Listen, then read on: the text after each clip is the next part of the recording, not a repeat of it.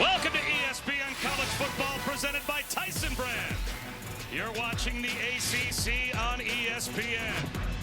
Well, in Baton Rouge, we've got two bubble teams trying to stay alive in the college football playoff race. But here in Atlanta, we've got a team that controls their destiny. The Ramblin' Wreck are going to host the Canes. Bob Wischusen alongside Louis Riddick. Chris Budden is with us as well. Georgia Tech, Miami, and for the U, Lou, it is all out there in front of them. They've got the best player arguably in college football, and they right now are number 4 in these brand new college football playoff standings. Yeah, and that best player is Cam Ward now. I mean, he is the leader in the FBS in terms of touchdown passes. He is number 2 in touchdown yards, and he's the conductor. He's the conductor of the most explosive offense in college football. Whether you're talking about scoring, you're talking about total yards, you're talking about passing yards, he can do it all. And it's about the style in which he does it. Just take a good look at him here today when he's on this football field. He never looks stressed. He looks like he's just playing in his backyard, and that's exactly what the coaches want him to play like. They want him to play loose, want him to play free. He's the unquestioned leader. He is the alpha. He is in control of this football team on the football field, and he'll need to be at his best today. Miami began the season as the preseason number 19 in both polls.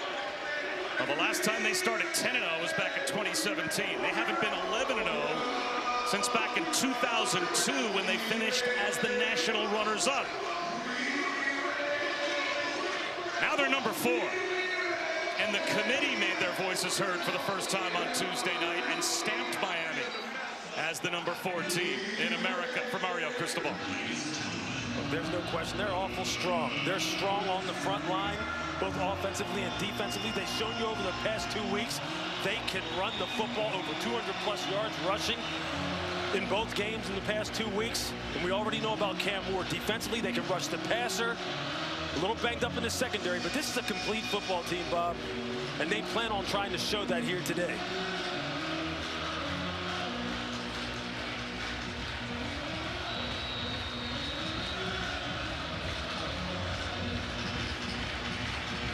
Miami won the toss. They deferred their option to the second half, so it will be Georgia Tech that begins with the football. They have the very dangerous Eric Singleton back deep to receive the kick if he gets a chance to return it. He's going to bring it out. And he will not get much buried at the 15-yard line. Well, Chris Budden, we wondered who the quarterback would be for Georgia Tech. We're about to get our answer. I was told the decision was just made minutes ago in the locker room that Haynes King, who injured his shoulder 2 games ago, will start this game. He went through pregame warm-ups, then went back into the locker room to talk to the trainers and gave the coaching staff that he was good to go. That injured shoulder is the same thing he suffered back when he played at Texas A&M. He cannot re-injure it running the football or by taking a hit. So the concern is not with running the rock. It's how he looks throwing the ball, Bob. And he's got Jamal Haynes also with an injured shoulder that the bye week certainly helped heal to his left in the backfield. There goes Singleton in motion, and they're going to start with a jet sweep, and Singleton is going to lose a yard. So we wonder with Haynes King how limited Lewis he is going to be, and now they're going to start behind the chains, 2nd down and 11. Yeah, this is just not where they want to live against this Miami Hurricane defense. They do not want to be in 2nd and long, where Haynes then has to try and push this ball down the field. That's really going to be the role, you know, maybe of the number 2 quarterback, Aaron Philo, if he gets into this football game. But see, now Miami's got him right where they want him. They're going to run it again with Haynes, who's into the secondary. He breaks free. Jamal Haynes all the way down close to the red zone before he's finally brought down. The ball popped out, but they will rule him down at the 21-yard line. Jaden Harris, O.J. Frederic saved a touchdown. Just look at the blocking here at the point of attack. They're going to get 2 pullers coming to your right, and they just absolutely just cave the interior of the defense for the Miami Hurricanes, and you just see Jamal Haynes just getting the ball north and south and just turning it loose. This offensive line, something that head coach Brent Key takes a lot of pride in, being a former Georgia Tech offensive lineman himself. They have to win the line of scrimmage. They have to run the football. Excellent start. Quarterback run. Haynes King hunting some room, and he's got 5. That's one way to take some pressure off of your quarterback at an injured throwing shoulder. Bust one for 65 yards. and then he proves he can bob his way for about 5 as well. So 2nd and 5 in the red zone, and he has not had to put the ball in the air for Brent Key yet. That's an ideal start, absolutely ideal start. Jamal Haynes, pound for pound, Brent Key has told us the toughest player on this football team. And Haynes King, he just elevates everyone. They play more confidently when he's on the football field, and you can see it here early. Haynes, jump cut, end zone, touchdown.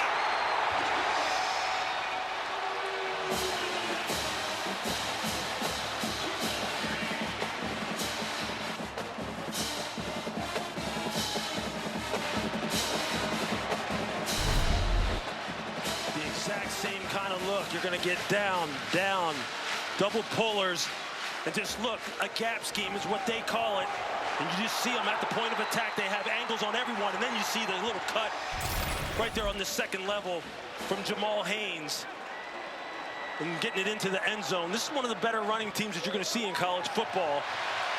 And Jamal Haynes is one of the better running backs you'll see in college football. You couldn't ask for a better start, Bob. I mean, Jamal Haynes, Haynes King, just running this football right at the heart of this Miami defense, and here we got it, 7-0 early.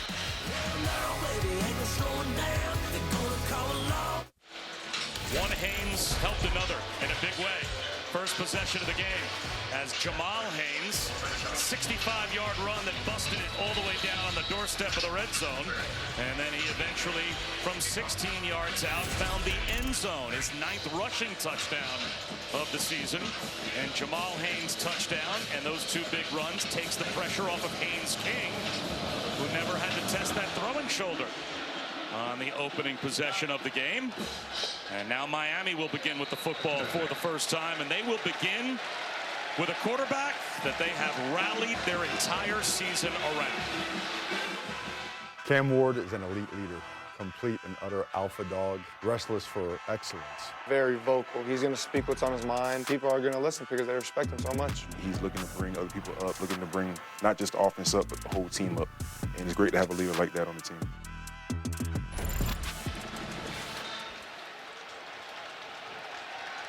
And for a quarterback that began his collegiate career at Incarnate Word as a 0-star recruit out of high school, ends up at Washington State, now at the U.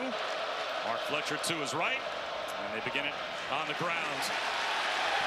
And Fletcher pushes the pile for about a yard and a half. It's amazing how quickly this whole program has just kind of orbited now around Cam Ward and his abilities, Lewis. Yeah, that was the thing that they felt as though that they needed really to make this program build complete. They needed a trigger man. They've always been able to get the players at all the other positions. They just needed to solidify that position. And you just see how it can take it and just absolutely turbocharge the rest of the program. And there goes his #1 target, Xavier Restrepo. He looks that way. Instead, it's up the seam. And in stride, he's got Elijah Arroyo. Oh, the tight end. Eyes on the end zone. There's the Canes answer. 74 yards.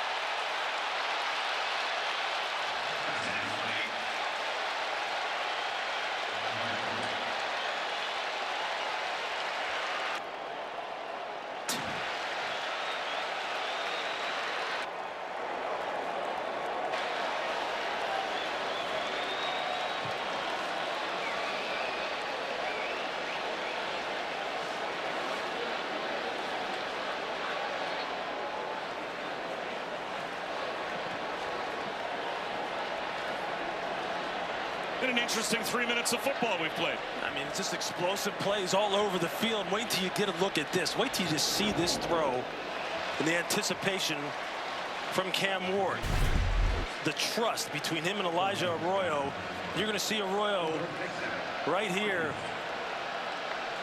And just watch when he then lets this ball go. Arroyo's not even looking. He just kind of jogs off the line, allows the receiver to clear, and Cam Ward has the ball basically waiting for him when he turns his head to look after Sam Brown just kind of clears out, and he puts it right on him. Look, just watch Arroyo as he's running. He's just jogging, letting Sam Brown clear. He turns around, ball's right on his number.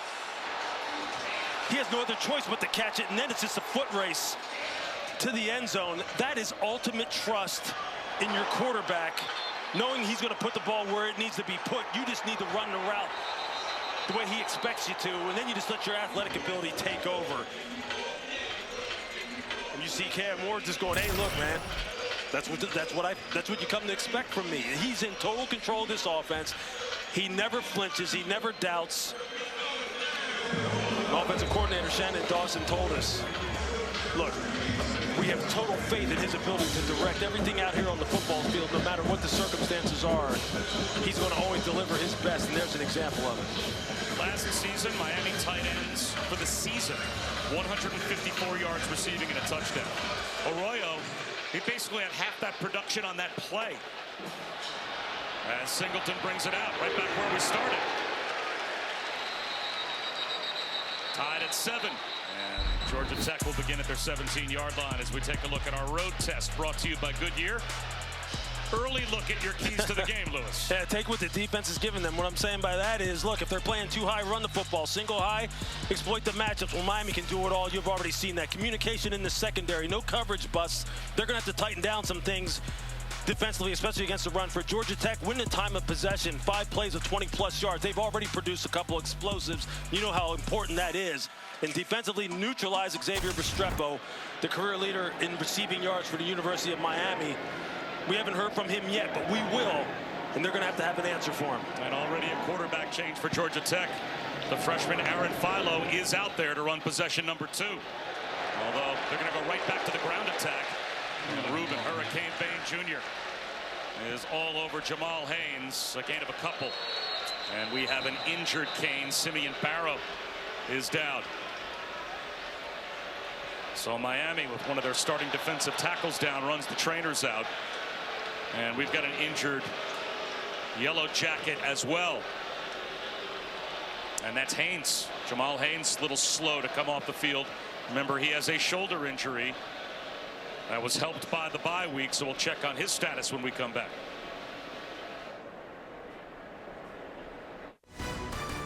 ESPN College Football is presented by Tyson Brand, always been Tyson, and in part by Ashley, for the love of home. Pictures from the past, 5-time national champions.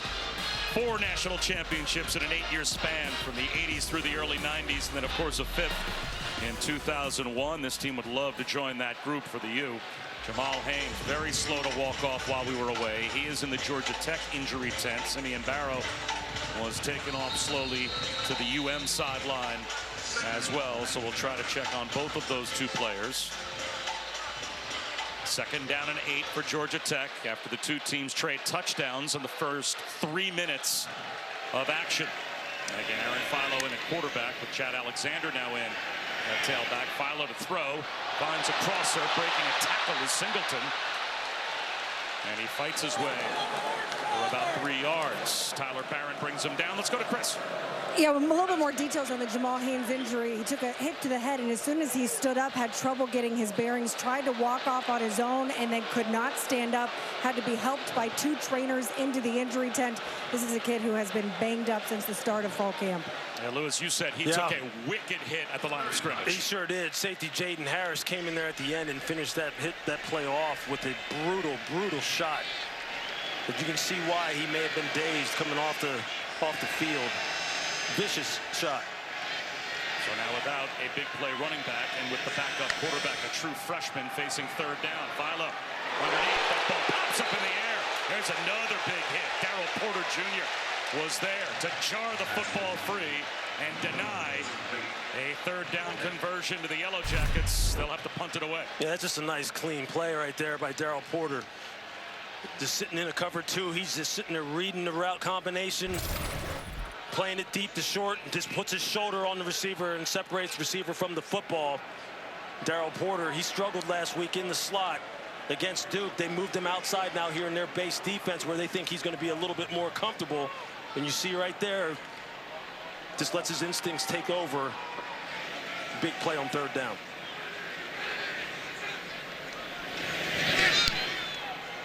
Line drive kick. Ray Joseph gets hit and walloped just as it arrives.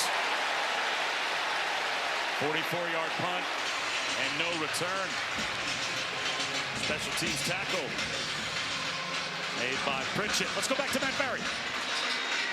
Okay, Bob, happy College Football Saturday. Time now for your Fairfield by Marriott Studio update. And Navy early on is just having their way with South Florida. This Eli Heidenreich, 60 yards for the touchdown. Navy's already scored another one. It is 14-0 early. Now, what a terrific season it has been for the academies. So Cam Ward and a 7-7 tie now back to work after his quick strike touchdown on the opening drive. Well protected, but a batted ball at the line of scrimmage.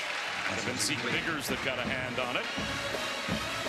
It'll be 2nd down and 10 for Miami at their own 33. You see big Zeke Biggers, 6'6", 320 pounds. When you can't get to the quarterback, stop your rush, try and time the jump, get your hands up.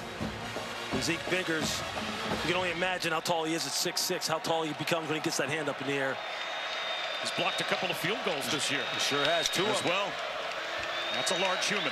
Hard to kick it over him, hard to throw it over him.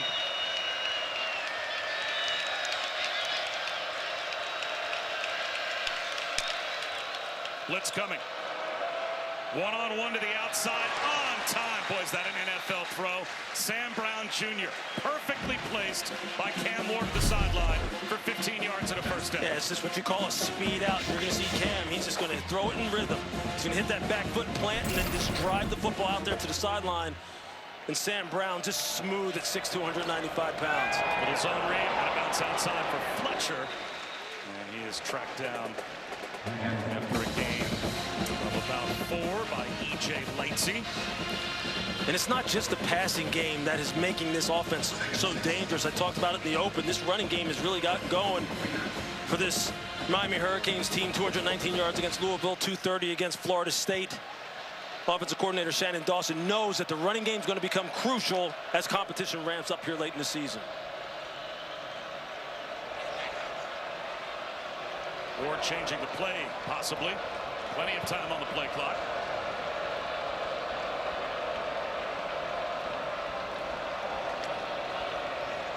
Four-man rush. Again, Restrepo. First down and more to the 30-yard line. And now Xavier Restrepo is all alone as the leading pass catcher in Miami history. Already broke Reggie Wayne's yards record last week. That's career catch number 183, is by himself in the Miami record books. Yes, Restrepo just running a quick out, another speed out. See how he just rolls it quickly. And then you can see Clayton Powell-Lee playing him inside out. He has no shot to match that pattern. That's just what he makes a living off of. He's just going to run away from your leverage, get open. Cam Ward's going to put it on him.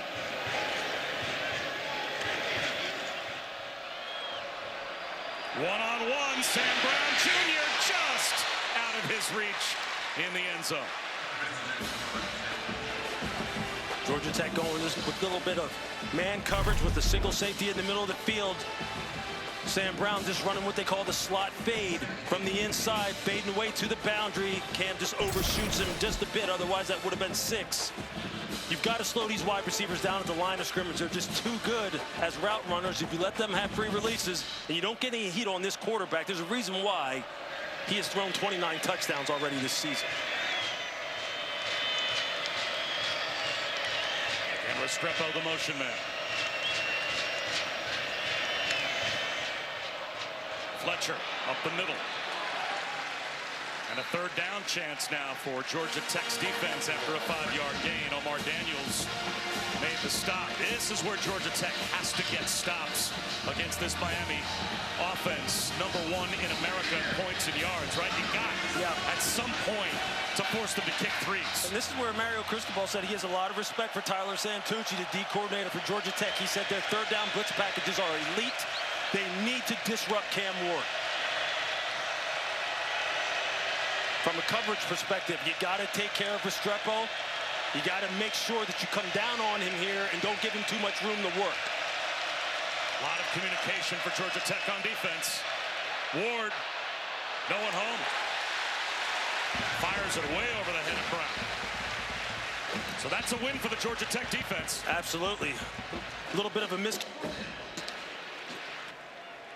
as far as what Cam Ward was expecting. He had Elijah Arroyo open down the middle of the field. You're going to see him here. He's going down the middle of the field uncontested, but there was some miscommunication here on the outside as far as what the receivers were supposed to do, in particular Sam Brown Jr. You see him there looking back at Cam. They weren't on the same page. You can best believe Cam will get them together on the sideline and get that ironed out. Andres Borregales from 41. So Miami takes the lead. But that's the #1 scoring offense and #1 team in total offense that has to settle for a field goal.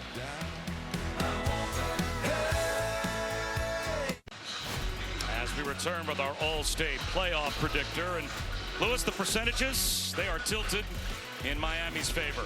Yeah, no question. Reach the 12-team playoff. You see it there, 90%. To win the ACC, 63%. Reaching the national championship.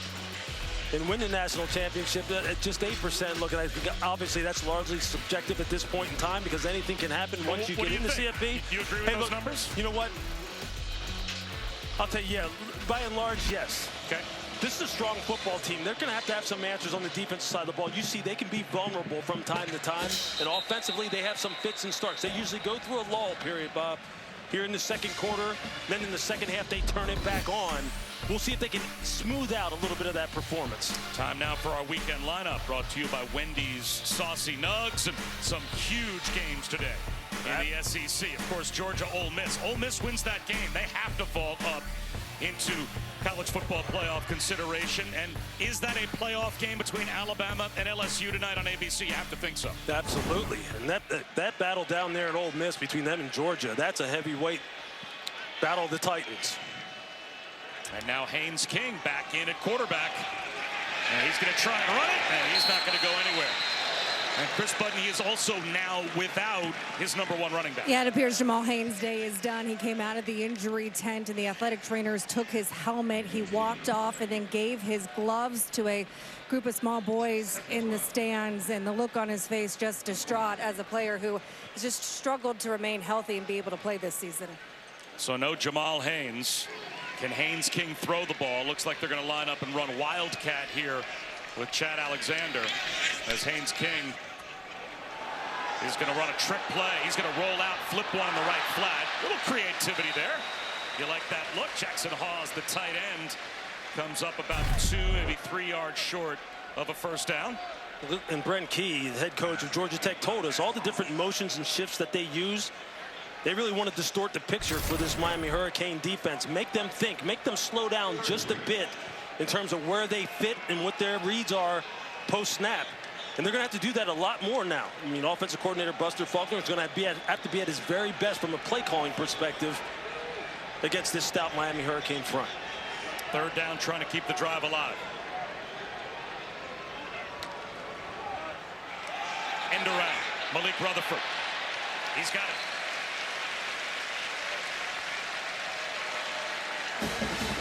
Malik Rutherford, the dynamic slot player for Georgia Tech. He was one of 2 guys that Buster Faulkner, the offensive coordinator, said have to have critical games, big-time games, produce explosive plays. He, along with Eric Singleton Jr., who is just a blazer on the outside. And you're going to see now, they're going to have various ways to get these guys to football. It's not just going to be on passes down the field. It will be jet sweeps, reverses, wide receiver screens. They have to play big, especially now that Jamal Haynes is out of the game.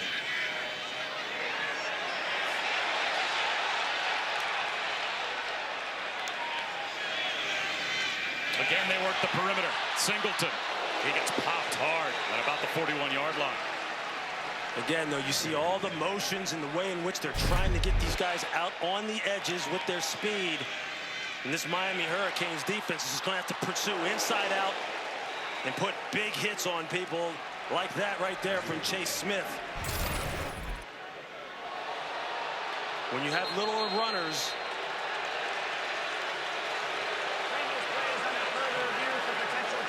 and there you go. Did Chase Smith use the crown of the helmet? And you've seen already there have been 2 just really impactful hits so far in this football game. One that knocked Jamal Haynes out of the game, delivered by Jaden Harris. And then here you can see Chase Smith coming inside out on the ball.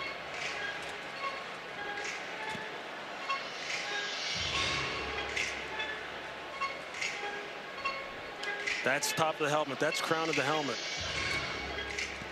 That is certainly the type of hit that they do not want in the game. Now, again, this is a runner. This is not a defenseless player. So the only form of targeting you could have is crown of the helmet. Matt Austin is our officiating expert. We can bring him in. And Matt, are they still looking for an indicator here, some type of launch? In your opinion, is just crown of the helmet there enough for this to be targeting? Bob, I think you hit the nail on the head.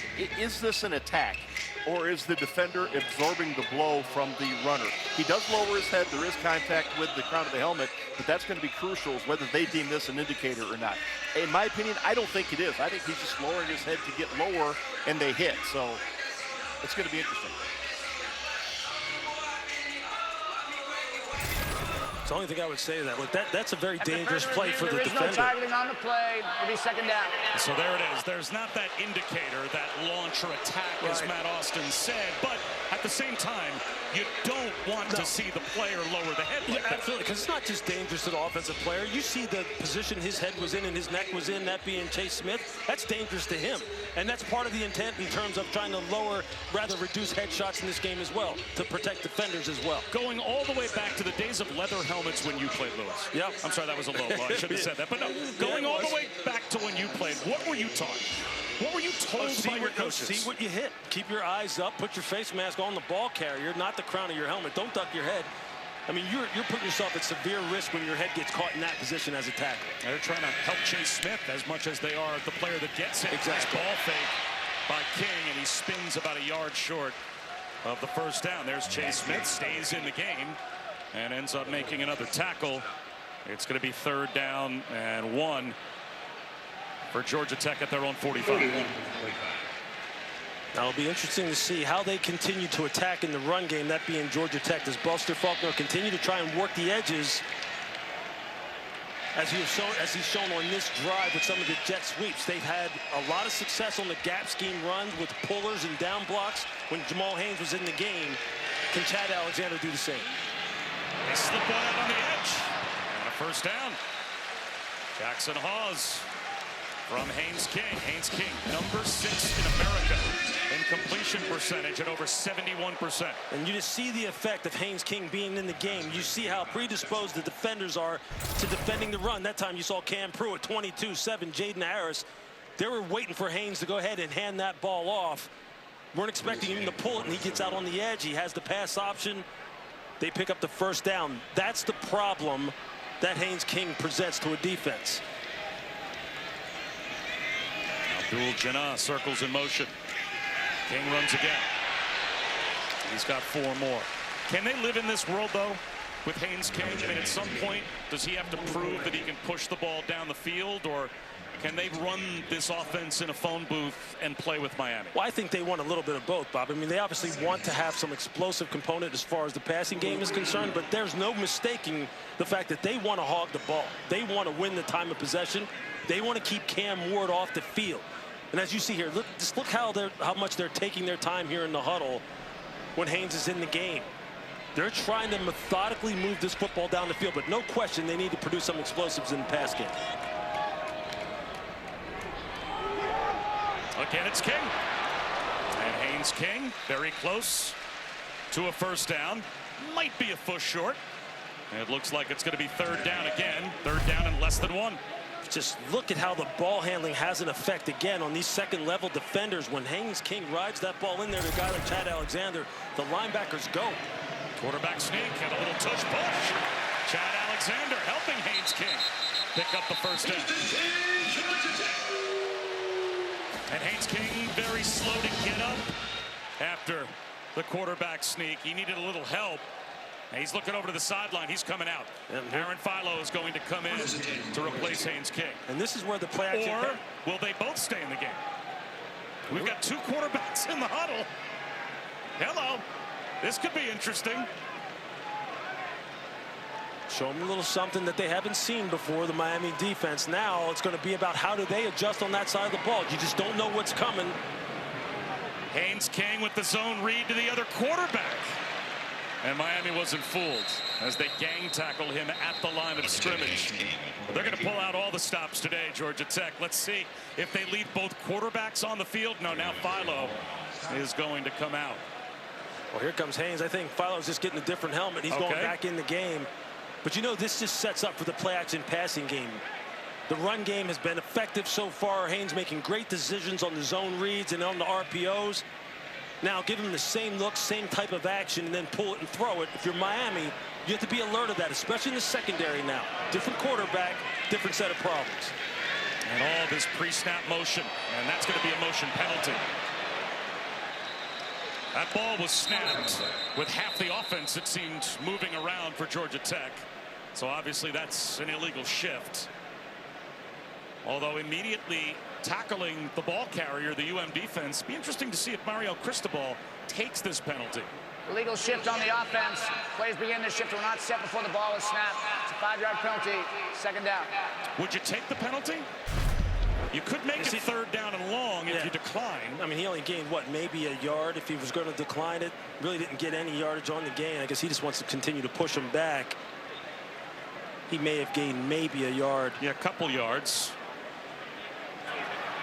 Gretchen, Miami is elected to decline that foul. It'll be third down. So there it is. They're going to take third down and 9 rather than accept the penalty after only a 1-yard gain. And now this is, rather than the third and shorts that Georgia Tech has had so far on this drive, Lewis, a totally different down and distance situation. Yeah, this is where they need more. The University of Miami had guys like Tyler Barron, one of their best pass rushers. They're great on stunts and twists. They really do move well up front. And keep an eye on number 9. Keep an eye on number 4, Ruben Bain. On the edges, these guys are studs. They can get after the passer. Play clock at 4. Empty backfield. And I think Brent Key's going to call a timeout. Well, they wanted to do some pre-snap shifting.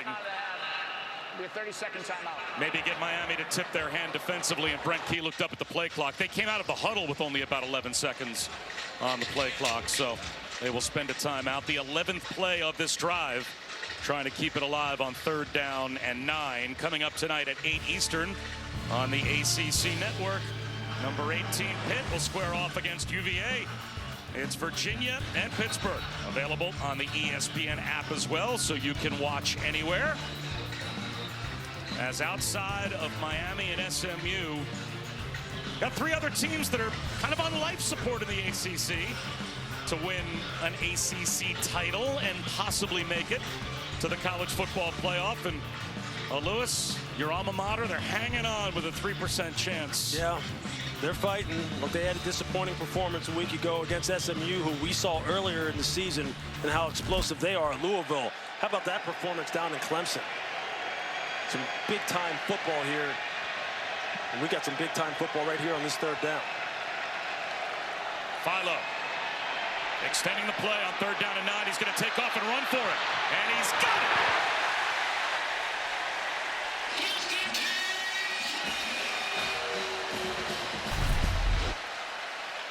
You're going to see the mistake Miami makes. Tyler Barron coming inside, and Aaron Philo just gets out on the perimeter. Not known as a runner. You see there, he didn't do his progressions. He's got nothing but green grass in front of him and just decides to take off. Picks up the first down with his leg. Rush lane integrity, something that's awful important when you're playing against this Georgia Tech offense. That's the end of the first quarter. 4 for 4 on third down. End of the quarter. 7:47 on this drive so far. Coach, what's important for your defense on this drive, particularly facing the 2 quarterbacks with different skill sets? Well, first of all, be physical. I mean, that first drive, they ran a counter right up our nose. We're starting to settle down a little bit on that second drive, and now they're kind of making these, first, second, third, and short drives, and they're sustaining that. We got to bow up. We got to be physical and get the ball back. Well, one way to keep the number 1 scoring, number 1 total offense, number 3 time of possession offense in America down, hold them off the field. Yeah, and that's exactly what Georgia Tech is doing on this drive to Miami. Executing the game plan to a T, something they wanted to be intentional about. Haynes King. A little shimmy shake out on the edge. He picks up a couple. Wesley Basaint brings him down. But this drive, Lewis, is about to go over 8 minutes for Georgia Tech, ending the first quarter, beginning the second quarter. And so for a Miami team that averages close to 50 per game, it shortens the game. Yeah, I promise you, head coach Brent Key is smiling. He don't smile a whole lot, but he's smiling right now as far as how this game is playing out. And now it's Aaron Philo back in the game at quarterback. So the quarterback switching continues. Here's Chad Alexander. Speed to the edge into the red zone. The former walk-on makes it 1st and goal, Georgia Tech. And again, attacking the edges. Again, you see they get after Tyler Barron, number 9. You see he takes that jab step inside and produces a soft edge. They have got to be more stout on the perimeter. You can see where Georgia Tech is trying to attack now. And that's twice now. Tyler Barron's come inside, giving up the edge as far as pass rush contained. And now on the quick outside hitter, Chad Alexander picks up a big gain. Alexander stays in, a player that was put on scholarship on the 6th of October after a career-high 61 yards rushing against North Carolina. Akeem Mesidor jumped in the neutral zone and then all the way into the backfield. And the officials deciding whether or not he was drawn off. If you see some movement, Keelan Rutledge on Georgia Tech's offensive line. False start. Offense, number 78. 5-yard penalty, first down. I'm assuming they meant 77. Yeah, you're to see him. Maybe it is 78. Well, 77 and 78 moved because the right guard, I mean, Rutledge moved as well. You saw he lost his balance and had to put his other hand down. Regardless, it's a self-inflicted penalty. You just don't want to have that when you're down here in scoring position and you've been moving the ball effectively and establishing some rhythm in the run game. Haynes King now back in. 1st and goal, but outside the 10-yard line. Jet sweep. Singleton inside the 5, looking for the pylon. Did he step out? Looks like he did at the 4-yard line. He gets 8. It'll be 2nd down and goal at the 4. Again, you see the motion, the return motion on that play, in particular of Eric Singleton. It has people in the secondary a little confused.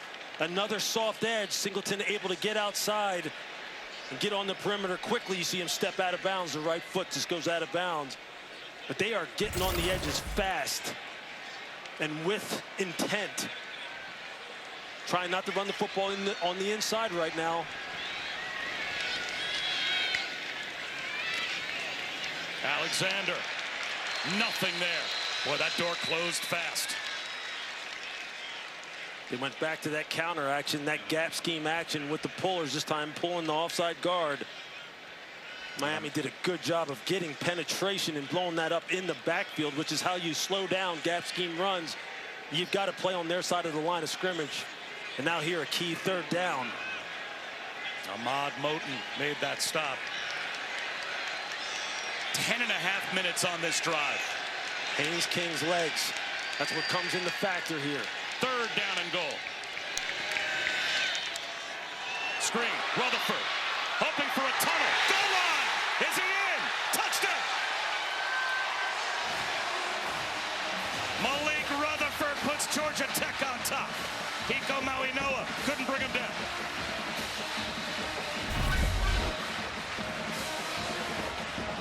Just see the left side of the Georgia Tech offensive line just getting out and getting in the way, getting bodies on bodies, and Malik Rutherford weaving his way through traffic. We said earlier, Malik Rutherford, Eric Singleton, that's who Buster Faulkner, the offensive coordinator, said had to be big-time players for them. They would get the ball to them in different ways. You're seeing it play out.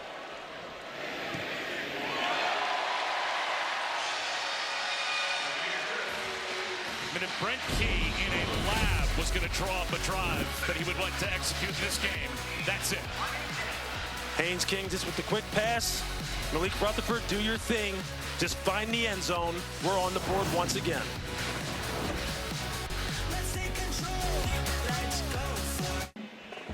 Welcome back to ESPN College Football, presented by Tyson Brand.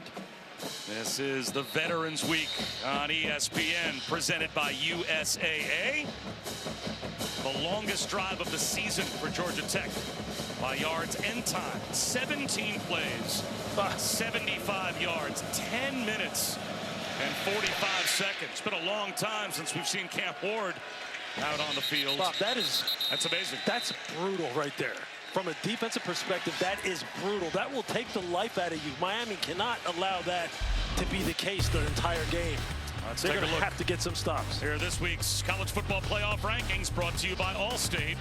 And now, Lewis, we put the top 12 on the board, naturally, because the committee has spoken. Here is the top 12 as things stand now. And Texas off to a good start against Florida. Ohio State the same against Purdue, and Miami struggling a bit here at Georgia Tech. A lot of night games as far as the top 12 is concerned as well. Now back to work, Cam Ward and UM. Damian Martinez, good run. That's a first down, although maybe they'll say he brought down a half-yard shy, so 9.5 yards on first down. LaMiles Brooks tripped him up, and the Canes right back at the line of scrimmage. This run game from Miami, don't forget about it. Damian Martinez and Mark Fletcher, both of these guys 220 plus, have been running with improved quickness and toughness, speed on the second level. This run game can rip you. They need to lean on it a little bit. That's a first down carry. Not much more, but good enough for Martinez. And there you see just how aggressive this Georgia Tech defense is. I mean, they have got tremendous speed and athleticism on the third level in the secondary. These safeties, whether it be LaMiles Brooks, Tay Seymour, Clayton Powell-Lee, they will come and they will put it on you. And one of my favorite players in college football, number 44, Kyle Eford, back in the lineup. The middle linebacker, the guy who I call Baby Bosworth, he's going to have to be a factor in this football game.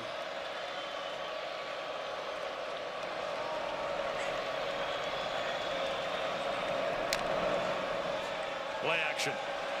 Ward out of the pocket. And a flag thrown in the secondary as Restrepo can't make a one-handed catch. You're going to have defensive holding on Amari Harvey. Holding.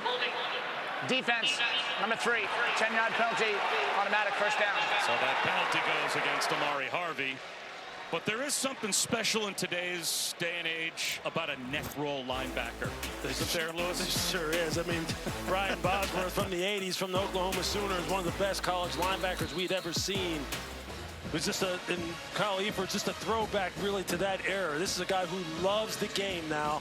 He was intense as heck yesterday when we talked to him here on the field after their practice, and someone who was looking forward to getting back out here with his guys and matching up against this high-powered Miami Hurricane offense. He is fun. We will call his name often today. Out the last 2 games, still leads the team in tackles. A little bounce to the left for Damian Martinez. Tay Seymour brings him down, but that's a gain of 4 across the 50-yard line for the Canes. You see the Canes again just starting to lean on this running game a little bit, seeing that they can establish the line of scrimmage, but make no mistake, Cam Ward will be looking for the big shot. 5-man rush. There is the big shot strike. Down inside the 5-yard line. A whole Canes sideline looking for a flag. A lot of Miami fans have made the trip to Atlanta. They thought Isaiah Horton was held by Amari Harvey, but no flag thrown. You see Harvey just kind of squatting on the route, and you see him there grabbing the shoulder pad of Isaiah Horton. You see it there. I mean, that's holding. That's pass interference. You can't do it. Referees missed that call. That's a big break for Georgia Tech. That makes it 3rd down and 6.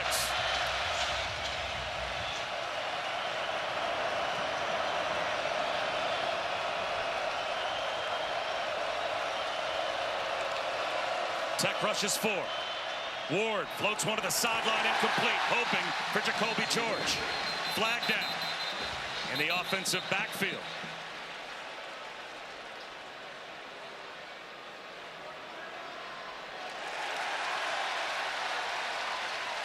Holding against Miami, and it looks like Brent Key will decline. Offense number 64. The penalties decline.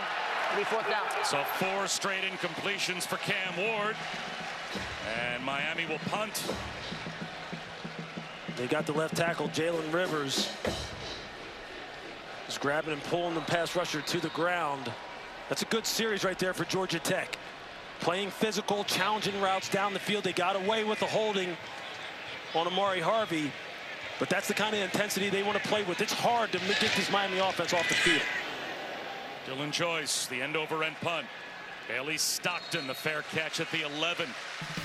Georgia Tech with the lead and the ball. 10 minutes to go before halftime.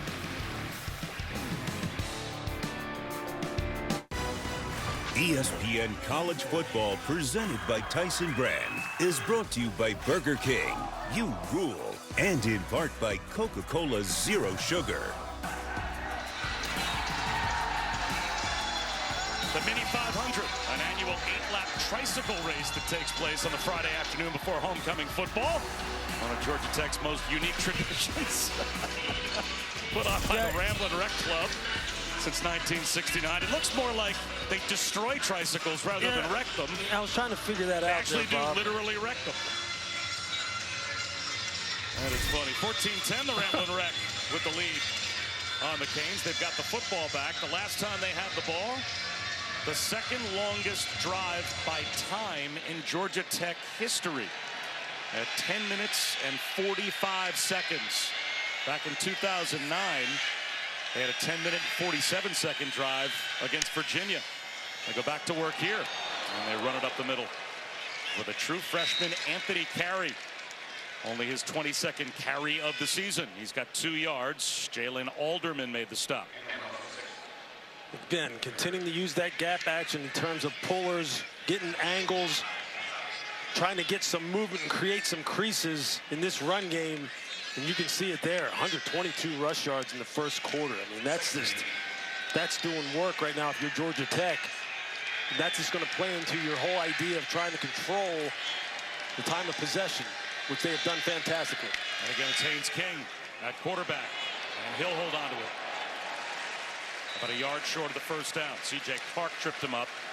They'll mark him down just shy of the 20-yard line, so it's going to be 3rd down and 2 after a gain of 6. And 7 different players now, Lewis, have rushed the ball for Georgia Tech. So they've mixed it up, all of those rushing yards, but they are keeping guys fresh. We're not expecting to see Jamal Haynes again, but they obviously are showing depth in terms of the number of guys that can carry the ball. And you really like the way in which they're utilizing motion. Again, to put the second-level defenders, the linebackers of Miami, put them in conflict, put some doubt in their mind as to where the ball is going to be hitting.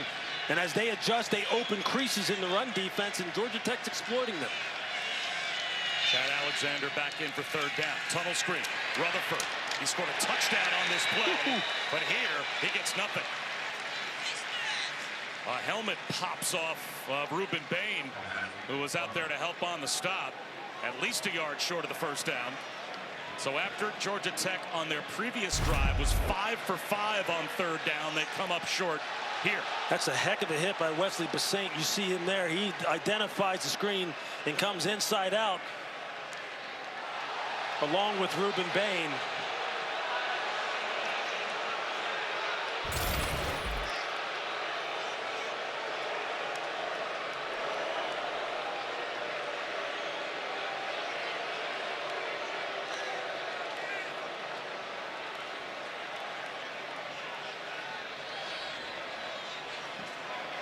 Play clock's down to 10 as they are shortening the game. Previous players under further review.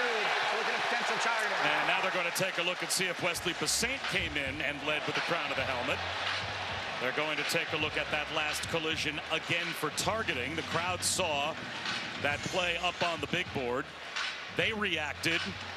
It looks like the replay booth is reacting as well. Watch number 31 come in. Right here. I don't think that's going to be targeted.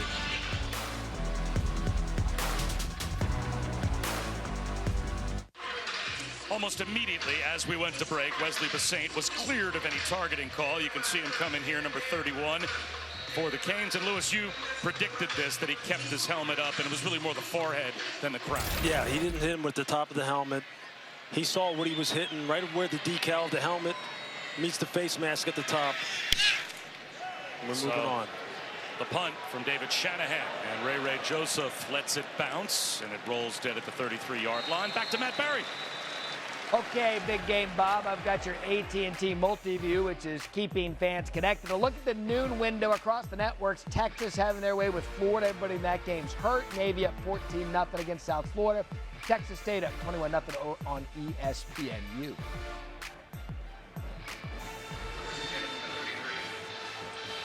We've got a much more interesting game here with Georgia Tech on top of number 4 Miami, 14-10, midway through the second quarter.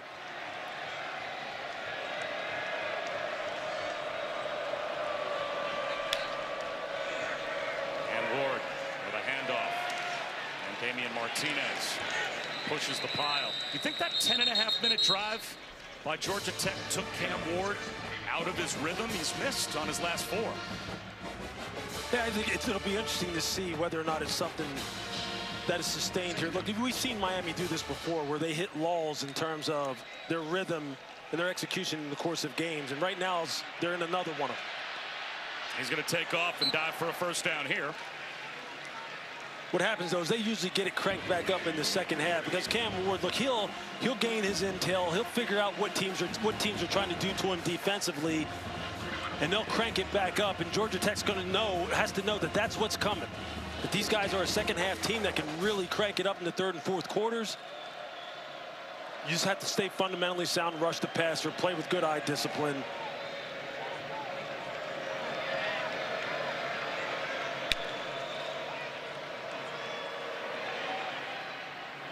Isaiah Horton across the 50-yard line. Amari Harvey bumped him out. It's going to be second down at about 3. And Miami, they are a dominant second-half team. They are not only leading FBS in scoring overall, but they lead FBS in second-half scoring differential. Even if they're playing you close, they have a way of coming from behind or blowing you out. They can produce explosive plays in the blink of an eye. One of the very best in college football at doing it. Martinez almost broke free to the 41-yard line of Georgia Tech. E.J. Lightsey was hanging on for dear life. Limited him to an 8-yard run, as Martinez is a top 5 rusher in terms of touchdowns so far in the ACC this year. Right back to him. Looking for some room, bobbing and weaving, and he's got about 5 more. There you see that kind of slow developing inside running game, where you just see the running back just kind of pick and slide and just really remain patient until he can identify a crease. And both Damian Martinez and Mark Fletcher have shown over the past couple of weeks that they can get onto the second level and cause some damage. And that really takes its toll in the fourth quarter, when these big backs are tough to bring down.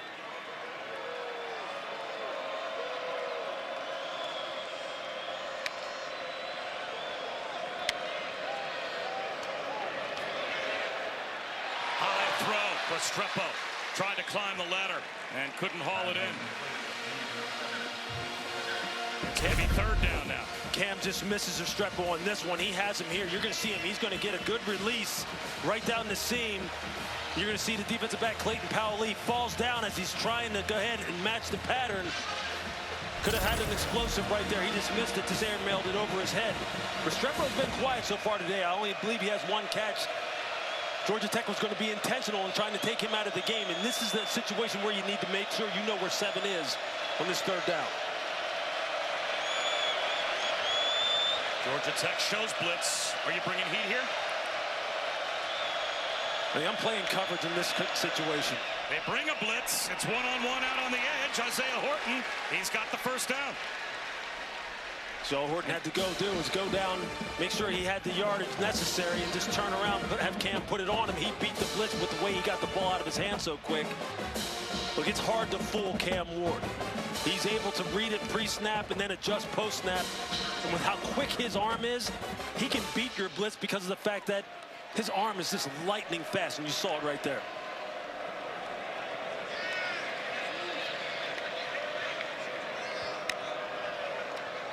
Play action, tight end screen, Arroyo going nowhere. Oh, that was read almost immediately by Omar Daniels. Omar Daniels is tracking him across the formation. You're going to see him. He's just going to track Orrell across the formation in man-to-man coverage. Just keep your eyes on your work. Don't worry about anything else but looking at what your responsibility is and then fire downhill. That's his textbook. That's the way you draw it up. If you're Omar Daniels, you're going, job well done. And now that bunch set for Miami, tight to the formation left. That can be hard to diagnose for a defense. There's the play action fake. Ward takes off. And it'll be third down again. He's to the 25-yard line. He gains 6. Lightsey was able to force him down, but another third down for Miami near the red zone. And that's his great coverage on that second down play by the secondary of Georgia Tech. Playing good off-man coverage, making sure they're using your help. They're trying to double-team Restrepo in the slot. Again, you have to take care of Restrepo first, and you got to hold up on the outside because they have got some high risers, some guys with great catch radius on the outside. 10th play of this drive for the Canes, trying to keep it alive. Screen, Horton, short, and now what do you do? It's going to be 4th down and 3 at about the 23-yard line. A good tackle by Amari Harvey. And the offense looks over, and Mario Cristobal says we're going for it. I don't think there's any question in Mario's mind that he was going for this all the way. He needs to keep his offense on the football field. They need to establish some more, of an identity in this football game. And again, where does it start with for Georgia Tech? Who do you take care of first? Always starts with number 7. He's the 3rd guy in the slot in this trip formation. That's Arroyo in motion on 4th down. Cam Ward scanning. Cam Ward running. Cam Ward losing his balance. Flips one and complete. Georgia Tech gets the stop on downs. Sylvanian Jewett all over Cam Ward.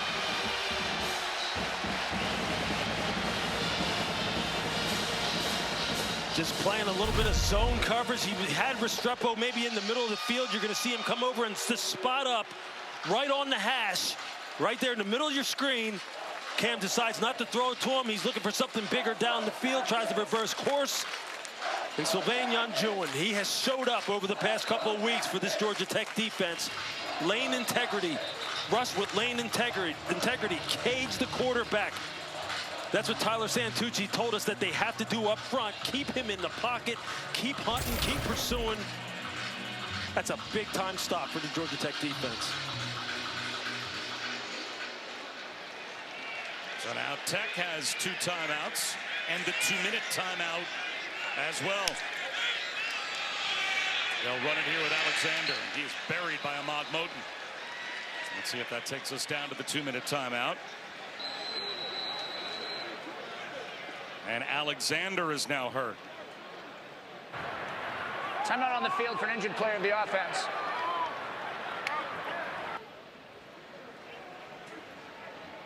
So Georgia Tech already down Jamal Haynes.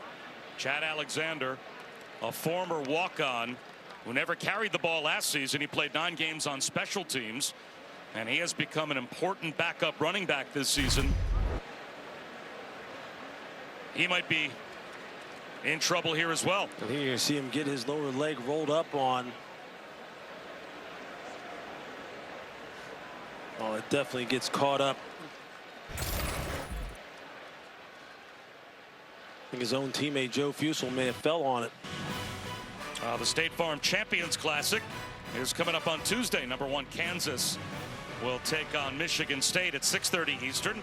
And then we'll have the exclusive reveal of the next college football playoff top 25 rankings. And after that, number 7 Duke will square off against number 23 Kentucky. So it's a big night on Tuesday. Of course, the brand new 12-team college football playoff.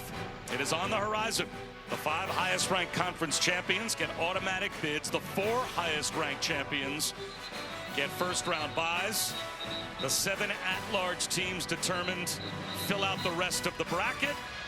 And again, what a first weekend it's going to be in the college football playoff, Lewis, when the first 4 games are hosted at on-campus sites where home crowds and home... That's a 2-minute timeout. Home student section's going to have a chance to cheer on their teams. I mean, what a great scene that is going to be. This is a great scene here today. Yes. Sun's come out. We got a ball game. We're down to the 2-minute timeout.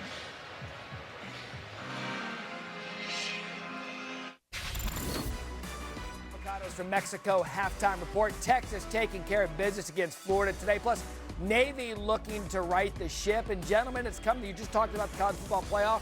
We have an elimination game tonight in Death Valley. Dan Mullen, Joey Galloway join me coming up in the half. And Matty, that's going to be an amazing scene tonight. Always great when Alabama and LSU play.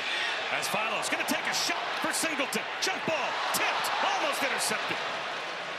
The first time that Georgia Tech, at least through the air, has pushed the ball down the field. Aaron Philo threw it deep. And Jaden Harris is hurt as Miami's secondary has a safety down. They have absorbed some injuries in the secondary, in particular to the cornerback position, Jaden Harris. You're going to see him in the middle of the field trying to chase down this 7 route, this corner route by Eric Singleton. It's a nice play on the ball by O.J. Frederick, the freshman, to knock it away.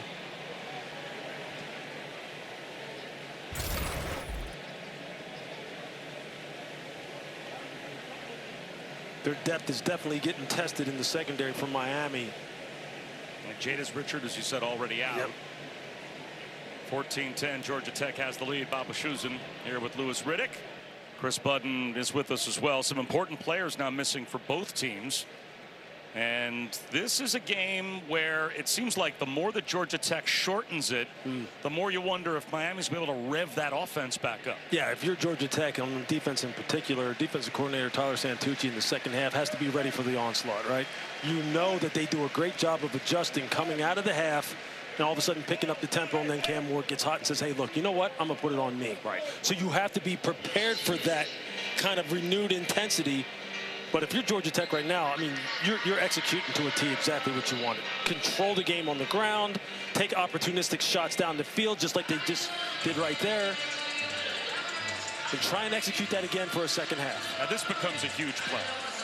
You've got a 3rd down before halftime. Yep. Miami has their timeouts, and they start the 3rd quarter with the ball. Right. So you always talk about that end of first half, start of the second half, how the game could flip without Jamal Haynes and maybe without Chad Alexander. A lot could happen in these next couple of possessions. Anthony Carey, a true freshman, in there at tailback as Philo's going to try to throw for it. Long throw to the sideline and a drop. Oh, they had it. Malik Rutherford open on the sideline, and it seemed catchable from Aaron Philo, and he couldn't hold on. And Miami will get the ball back again. This is a beautiful throw by Aaron Philo. On this 3-level flood concept, they're going to hit Malik Rutherford. He's just running the speed out, and Philo lets it go early with great anticipation. Rutherford's got to pull that in. That's the kind of play that's a difference maker, as you're talking about. They sustain that drive and maybe get down here, maybe even tack on 3. That's a huge miss in terms of the conversion for Georgia Tech. Instead, Miami now has a chance to put together back-to-back drives. A line drive kick here. Ray Joseph with a chance for a return. Flags thrown. So we'll see what kind of field position the U ends up with. 45-yard punt, an 8-yard return. And if the return stood, they'd have it near midfield. We'll see if they get backed up at all. But again, plenty of time on the clock for the Canes with their timeouts. During the return, holding receiving team number 23. 10-yard penalty, first down. So that'll back Miami up.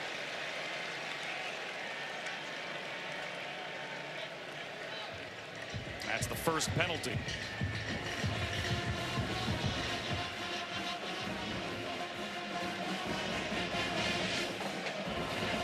So Cam Ward started hot as he threw a seam route to Elijah Arroyo for a 74-yard catch-and-run touchdown. And since then, Miami has only been able to manage 3 points the rest of the half to this point. The secondary for Georgia Tech playing one of the best games of the season so far, challenging all the routes down the field, playing with physicality. Jacoby George fights his way very close to a first down. Looks like he might be just a shade short. Kyle Eford was there to make the stop. 2nd down and a half yard. They go hurry up, they'll run for it, and they will get it. Damian Martinez getting a push and finally turned back at the 46-yard line.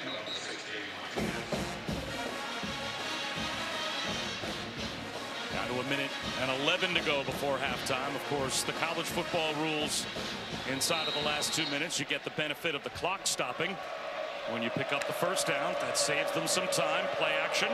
Ward, he's going to take a shot for George. Walled off on the sideline by Amari Harvey. Good coverage for Harvey. It'll be 2nd down and 10. That's how you draw it up if you're Amari Harvey.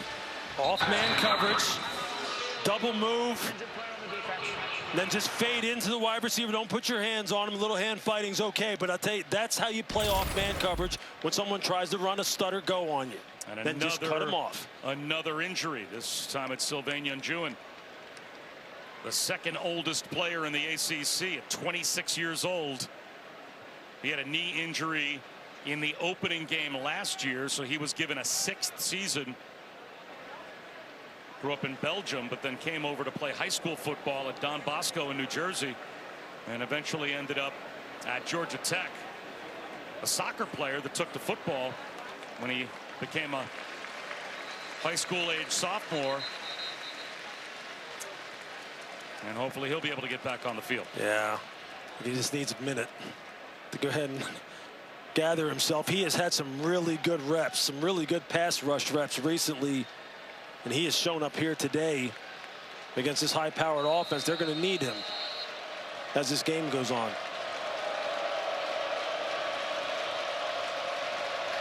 One deep safety for Georgia Tech.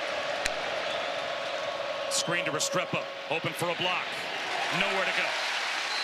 Again, Omar Daniels able to make a tackle and shut down a screen. It's just great recognition. First time out of the half. Be a 30-second timeout. So Miami is going to call their first timeout. So Cam Ward here in the first half, 132 yards passing. And he is hoping to win the Heisman. Right now, you have to say, Lewis, probably a 4-man race for the Heisman Trophy. Yeah, I mean, Travis Hunter, he's just the best athlete in college football. One of the best athletes we have ever seen play college football. Ashton Genty just tearing it up. Dylan Gabriel, the former Oklahoma Sooner quarterback, he has looked fantastic out there in Oregon. I mean, those kids, all of them right there are fantastic. And just look at the similarities of the last 3 Heisman Trophy winners in terms of statistics to what Cam Ward is putting up right now. It's just almost a carbon copy across the board. And he is deservedly being mentioned with those 3 who are fine quarterbacks right there. This play, I think, was blown dead at the line of scrimmage. Prior to the snap, Georgia Tech takes its 2nd time out of the half. The 30-second timeout. We just set the game clock to 57 seconds, 0-5-7. Thank you. So with 57 seconds on the clock, each team with 2 timeouts. Interesting here, 3rd down and 9, because if Georgia Tech could get a stop, they now have 1 timeout left.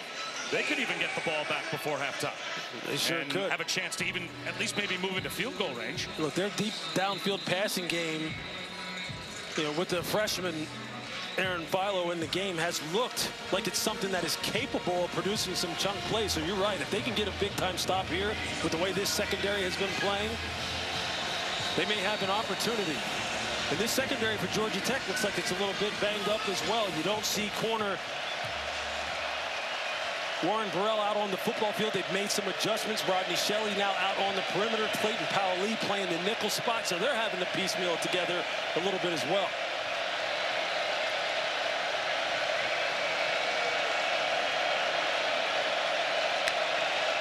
Ward on 3rd and 9. Fires one over the middle. And he's got a hook up, but it's dropped.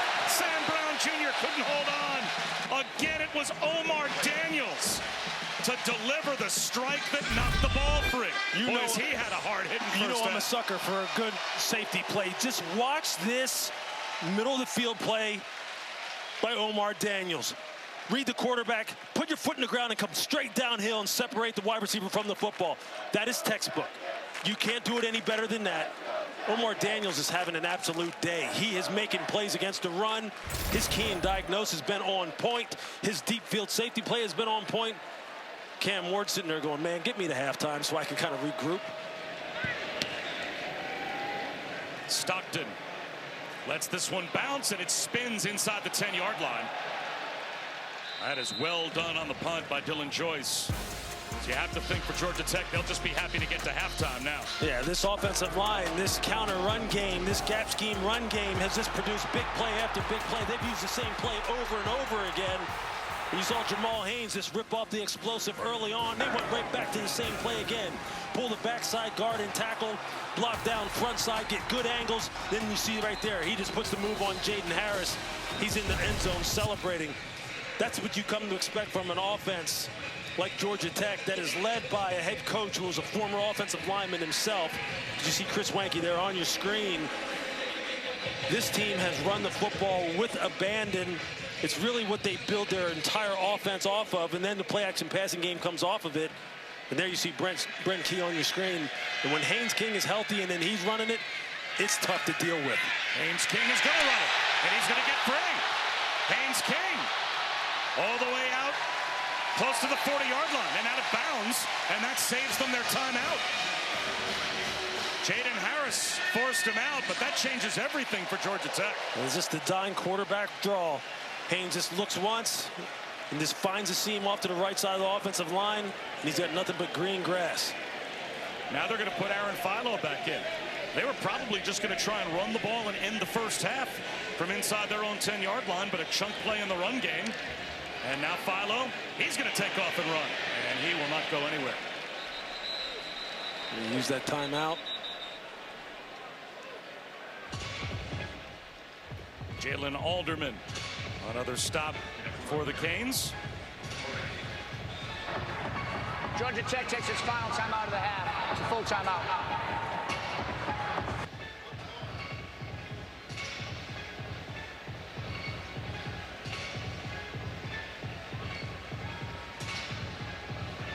We've got today's Old Spice player spotlight.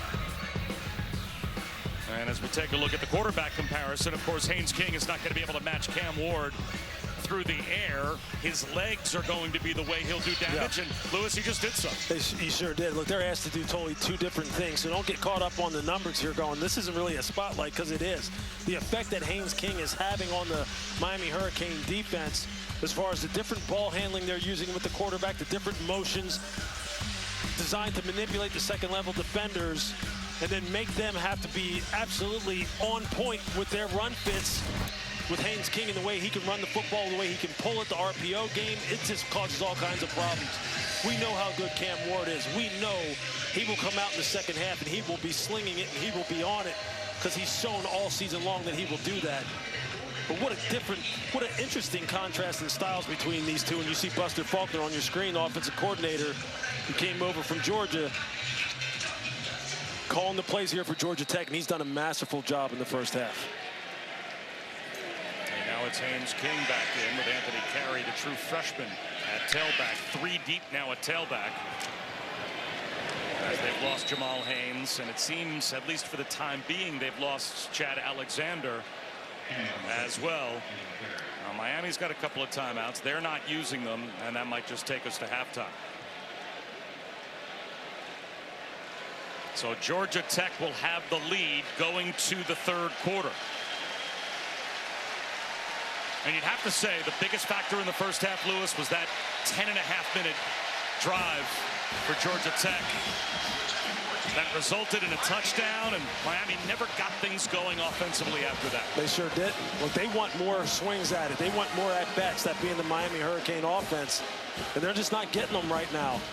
And the defense has to provide them for them. They have to get some stops. Let's head down to Chris. Coach, in a game with limited possessions, what do you need out of Cam Ward in that offense when you get the ball to start the second half? Execute routine plays, you know, throw and catch. We had a couple drops in critical situations. We protected fairly well. We got to get in sync. That's what we're going to do. Appreciate it. Thank you. So the Canes will try and respond when the third quarter starts, but they trail by 4. It's 14-10. Georgia Tech at halftime. Time for the halftime report. Joey Galloway and Dan Mullen standing by with Matt Barrett. You're watching Veterans Week coverage on ESPN, brought to you by USAA.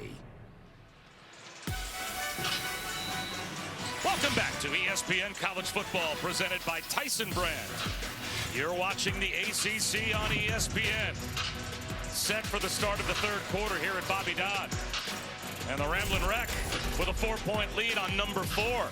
The Canes will start the third quarter with the football, but Miami, for the 4th time this season, begins the second half against an ACC opponent behind. Bob Wischusen, Louis Riddick, Chris Budden here in Atlanta.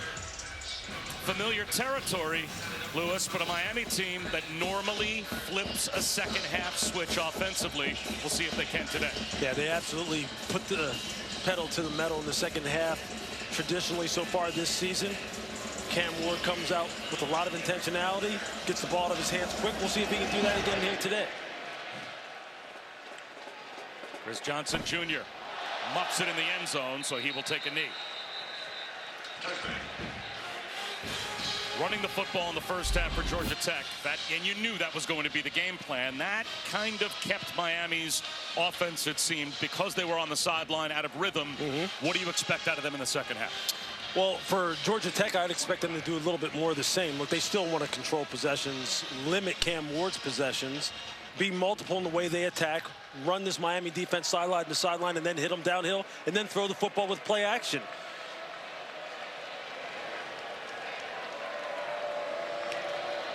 Cam Ward with a handoff to Martinez. Turns the corner with some speed and has a first down.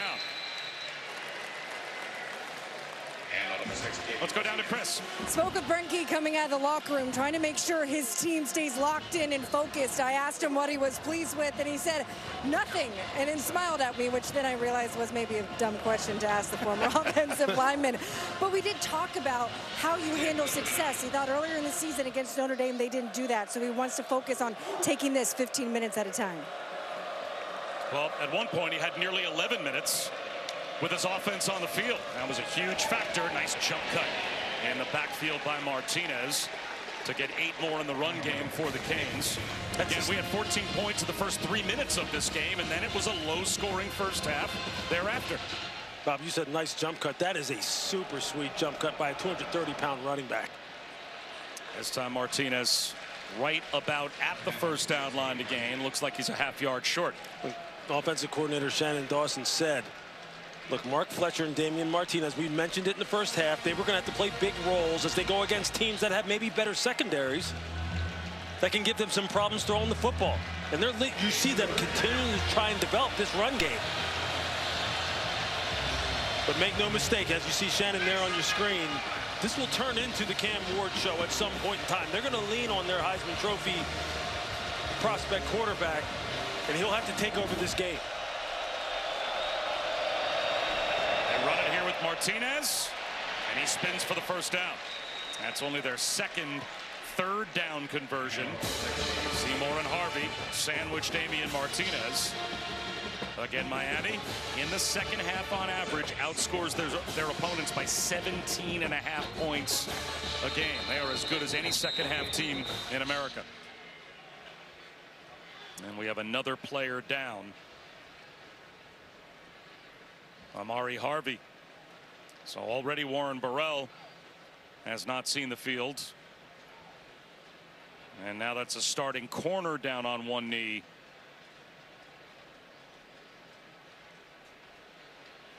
So they've had some injuries in the secondary to deal with for Georgia Tech.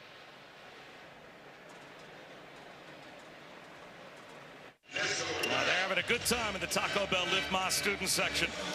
All season long, student sections across the country are competing to be the Taco Bell Live Ma student section of the year. Download the Taco Bell app to learn more. Those guys got up early to prep for today's game. Yeah, they did. Takes some work. Maybe too much work. So after the injury to Amari Harvey, Warren Burrell is out of today's game as well. So down their starting corners right now for Georgia Tech. They'll run it again. Will UM with Damian Martinez. Cornelius Tatum meets him at the line of scrimmage. 2nd down and 10. These linebackers for Georgia Tech, Tatum, number 0, Kyle Eford, 44. They said that, look, their priority was making sure they shut down this run game. They wanted the challenge of trying to make Miami one-dimensional and see if they can stack up against Cam Ward. I have a feeling they're going to get their wish. That ball's going to be up in the air here soon. Restrepo, always dangerous in the slot left. They'll run it again. A crease for Martinez. Pays the price to pick up 7. You see, there are some big-time hits. Tay Seymour, number 7, has been bringing it with his pads all game long. That's how these safeties are. You see him moving that right arm. It starts to hurt hitting a 230-pound running back. It starts to wear on you. Amari Harvey back in. Martinez is short on 3rd down. It's going to be 4th and 1. Another stop for Cornelius Tatum. You see the interior of this Georgia Tech defensive line. Thomas Gore, Big Zeke Biggers, all these guys are really fighting inside, trying to stay stout at the point of attack. Here come all the big bodies for Miami. Georgia Tech's defense got to stop on downs towards the end of the first half. Miami will try and pick it up on 4th and 1, early 3rd quarter. Mark Fletcher in the game. Play action. Ward wants to throw for it. Flips it near sideline. And complete. Another stop on downs for Georgia Tech. Fletcher, the intended receiver. Tajay Butler, freshman linebacker in coverage. Cam Ward was ready to throw. Fletch just wasn't ready to receive the football. You're going to see him hitch right there. It just throws off the timing. Another stop for Georgia Tech.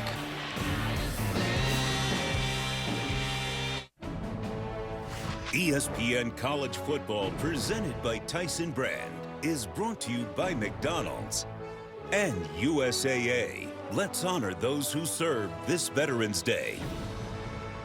Hi, my name is Sergeant Major Andrew Porch. I'm from St. Petersburg, Florida. I'm stationed at Fort Shafter, Hawaii with USARPAC, U.S. Army Pacific. I just want to say it's great to be a Miami Hurricane. Go Canes!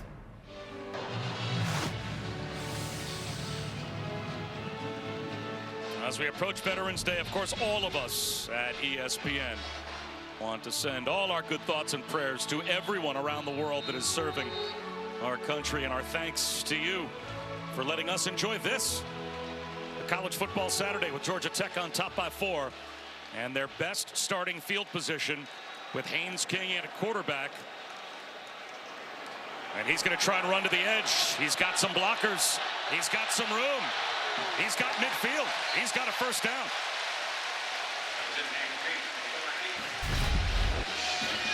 This run game has just been exquisitely designed. Just look at the reverse pivot there by the tight end. Number 85, Jackson Hawes, getting out on the perimeter, get flow going to the left, and then just pivot out of it.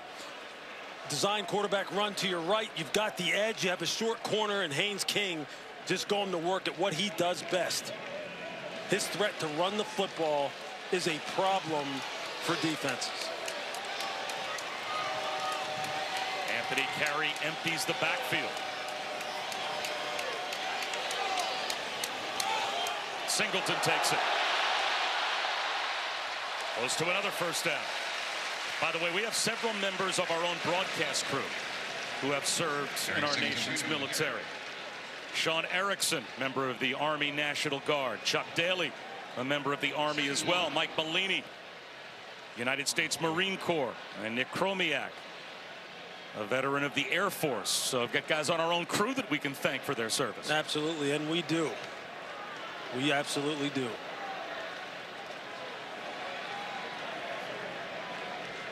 Second down and 1. Haynes King fakes the toss. 1st down. Wrestled down by Kiko Mauinoa. But the run game continues to move the football for Georgia Tech. Buster Faulkner just throwing everything at this Miami defense in terms of what the linebackers have to look at, how they're supposed to fit. Do I have force? Do I have contain? Do I have fill? Which side does my head need to be on? What leverage do I need to use?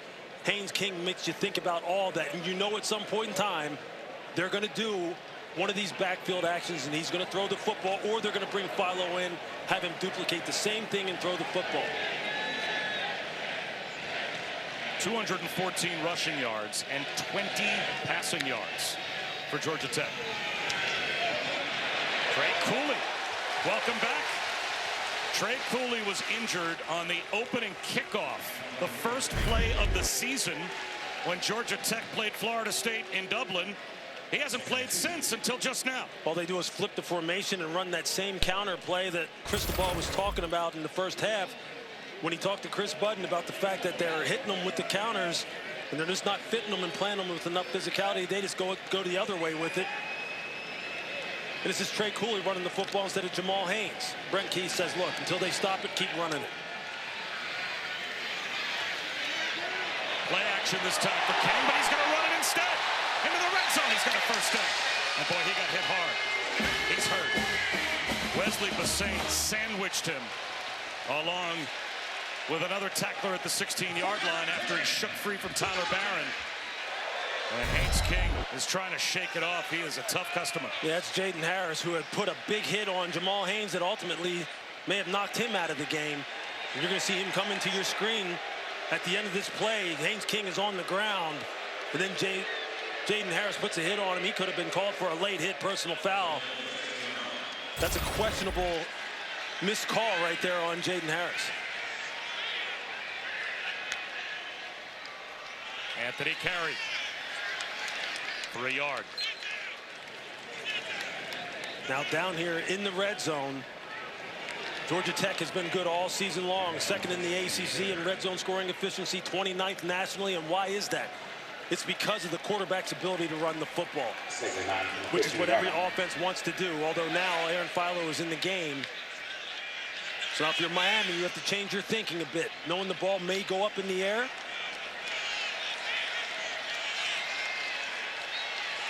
So a true freshman quarterback that played really for the first extended time last week or a couple of weeks ago is in, and he's going to take a shot to the end zone, incomplete for Singleton.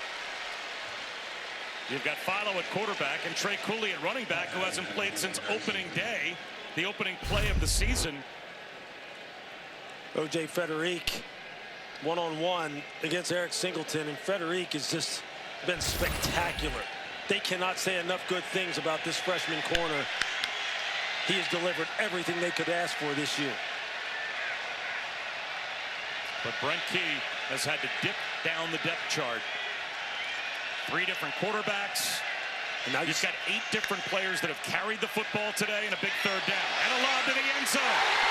It's a 50-50 ball for Chase Lane. He's got it for the touchdown.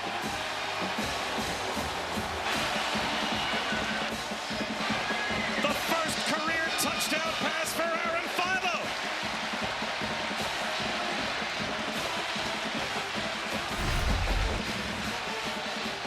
This is all about Chase Lane's ability to win at the line of scrimmage and then complete the spectacular catch in the end zone.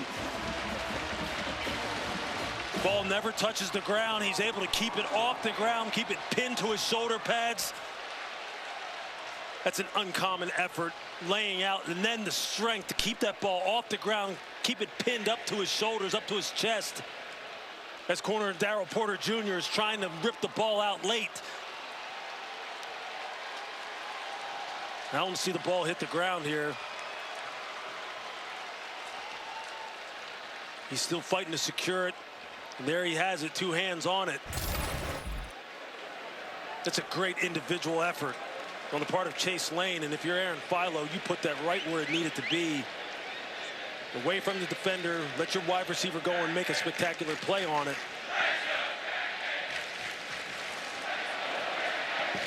That play all started at the line of scrimmage, Bob. And it is officially a touchdown as the replay booth buzzes down and says, yes, they confirm. Now, it's amazing, as much as they have run the ball today, that is their second touchdown reception. 3 of their touchdowns, 2 coming through the air. Can you say efficiency? And now a It's a 2-score lead for Georgia Tech. 6:46 to go in the third. This is a brilliant release by Chase Lane against the corner, Darrell Porter Jr. And if you're Aaron Philo, you're going, hey, look, there's a reason why I hold prep throwing records in the state of Georgia.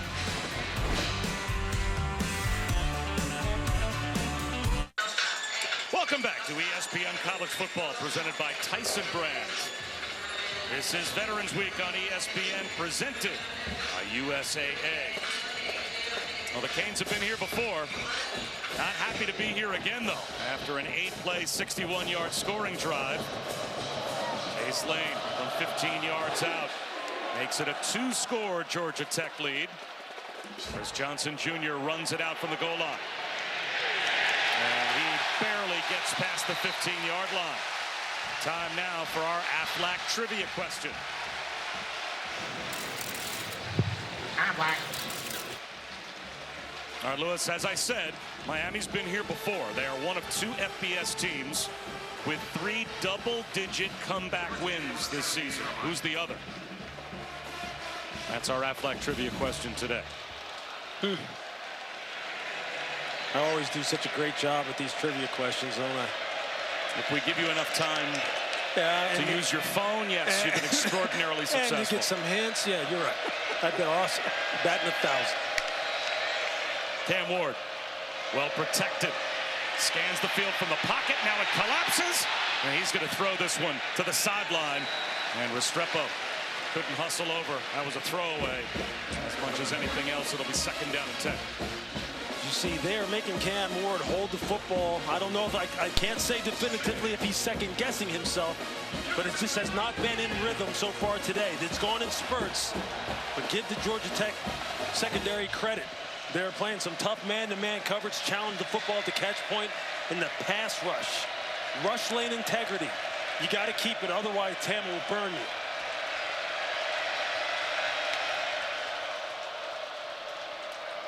Arroyo spins out to the 25-yard line before he gets planted. Another hit by Omar Daniels. 3rd down and 2 coming here for Miami. Omar Daniels is having the game of his career. He's just making big play after big play. No Warren Burrell. They have to move Clayton Powell-Lee to the nickel.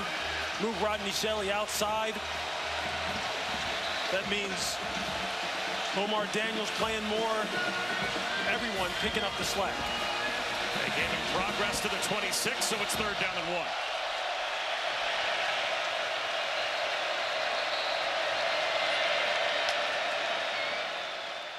And a timeout will be called on defense. Georgia Tech takes its first time out of the half. It'll be a 30-second timeout. So let's, while we have a moment, answer our Aflac trivia question. Aflac. All right, Miami, one of 2 FBS teams this season with 3 double-digit comeback wins. You have a guess as to the other one? I sure don't. Who the other one is? I have no idea. Not even a guess. No, I'm just going to let Aflac give me this one. So I would never have thought Iowa State. But you know what? What it shows you, though, is the level of like quarterback play and explosive playmaking ability in college football this year. I mean, we've seen some fantastic just individual efforts, team efforts. And Miami's going to need an individual effort on the part of their Heisman Trophy candidate quarterback and a team effort. They got to get some stops defensively if they want to get back in this game and pull out another win. They're going to try and run for it, and they will get it with Martinez on 3rd down and 1. Well, obviously, their craziest comeback was against Cal when they were down 25, but even last week against Duke, it felt like moments in that game they were legitimately on the ropes, and boy, they ended up running away from Duke in the 2nd half and winning by 3 touchdowns. So they've got that capability. Absolutely. And we haven't really even heard from Xavier Restrepo. He hasn't had an impact on this football game, and for them to get back in it, you have to start calling his name a lot more. Instead, the quick hitter to the opposite side, getting Jacoby George in space. And he fights his way for about 8. Amari Harvey. And again, there's that man, Omar Daniels, helping on the tackle. And that's the thing that this secondary has done. They have limited yardage after the catch to limit the explosives. Obviously, they let Arroyo get loose early on, look like more of a coverage bust. Ward A first down hookup. Now to about the 44-yard line. Back-to-back catches for Jacoby George. We talked about one of the keys to the game for Miami, taking what the defense gives them. Well, if they're going to let them run the football, or run the football with some effectiveness, you got to stay patient, continue to run the ball. You're down 2 scores, 11 points. And if the secondary is going to not allow you the big passing game, take the underneath passing game. Maybe you can break a tackle, produce an explosive that way.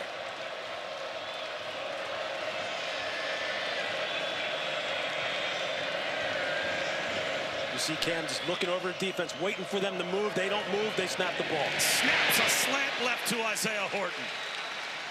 He gathers information, and then he finds the hookup he wants. He just has to hit that quickly closing window in that cover 2 look. 5 underneath, 2 deep. Hits it in stride. A quick handoff to Fletcher. A gain of a couple. You know, Cam Ward, that body language too, Lewis. Like you talk about that. You're trying to get a read on a player, and it's not just the measurables and how hard he throws it, but he has that cool, calm, collected, playing in slow motion. Don't worry, guys. I've got this quality about him. Yep. And it seems like these players respond to They that. sure do. And Shannon Dawson said it's like playing basketball on the playground where you don't really care what the score is. Nobody's watching.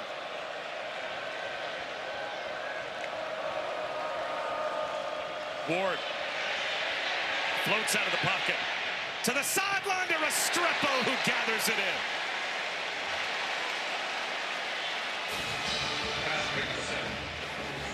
18 to Restrepo. He finally finds a zone, void a hole as he's working from right to left all the way across the field. You saw him flash on your screen there, and then Cam just drifts to his left and finds him. Ward one-on-one for Jacoby George. Can't make the one-handed catch. Flag out. Zachary Toby, man-to-man on Jacoby George. And this will be pass interference. Pass interference. Defense number 23. 15-yard penalty automatic. First down. Toby was in perfect position. He jammed him at the line offhand. You're going to see it right here. Look, shuffle your feet. Wham, there goes the hand. Now let him go. Don't grab him. Don't hold his jersey. Just fade into him, push him to the boundary. Never lets go of the jersey. Just not a smart play. You're just giving up free yardage. You're giving the Heisman Trophy favorite another crack at it. You're letting him heat up. You're letting this offense gain some momentum. And if you're Cam Ward, you're going to take it. And he's going to make you pay. You can't give these guys a fresh set of downs. They're just too dangerous. And now they're knocking on the door. First trip to the red zone for Miami. Remember, it was a catch and run for Elijah Arroyo for the touchdown on their first possession. Ward, another one-on-one. Drops it over the shoulder of Isaiah Horton for the touchdown. What a throw.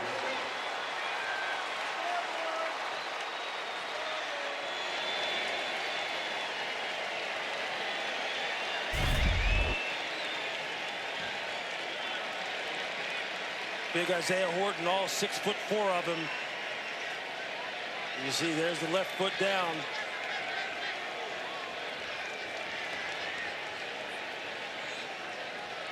He just puts on a brilliant move at the line of scrimmage against cornerback Rodney Shelley. See, he has that left foot down, has control of the football. Just beats him off the line of scrimmage. Now Miami going for 2. Dad loves it. And the Canes line up to go for 2. They try and cut the lead down to 3.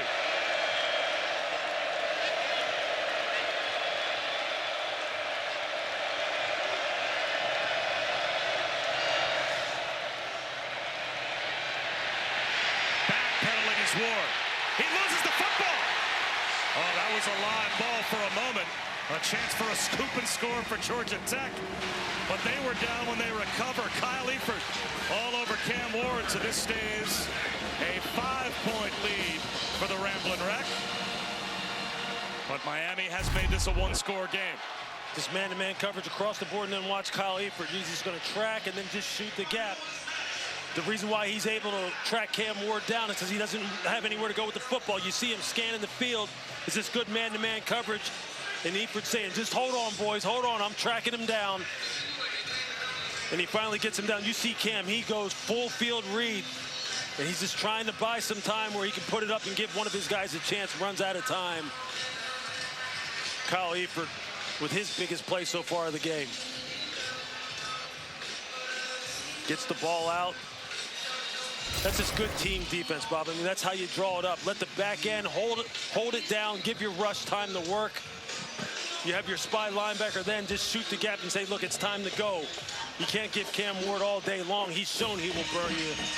But that's a good drive right there for Miami. They showed some things right there now where if you're Tyler Santucci, you got to get your secondary on the sideline and go, hey, look, we can't get these guys free yardage. And if you're matched up against, you know, guys like Horton and guys like Jacoby George, you better play perfect technique. They're too good. And they can win one-on-one down the field. And Shannon Dawson is saying Cam Ward win the game. And if you were in the defensive box for Georgia Tech, would you be worried? Oh, did they just flip the switch? Of course. Offensively? Of course. Are they starting to heat up? Yeah, exactly. And now you got to tell your guys, hey, look, we were ready for we know this is coming. So let's get prepared. Let's go out here and fight.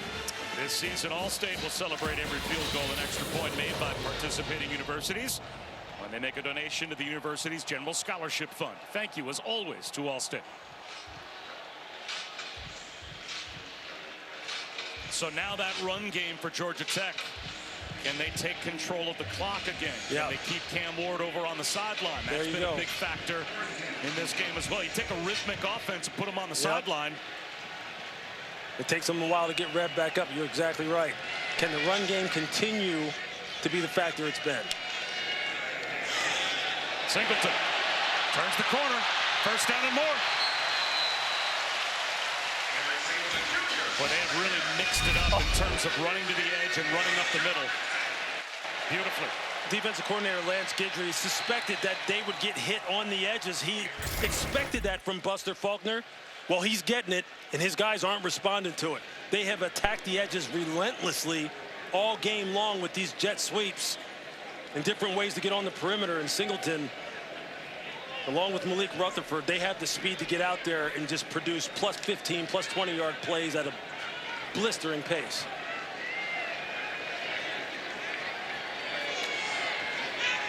The toss to Trey Cooley. Bumped out of bounds by Maui Noah. But he picks up 4 on first down.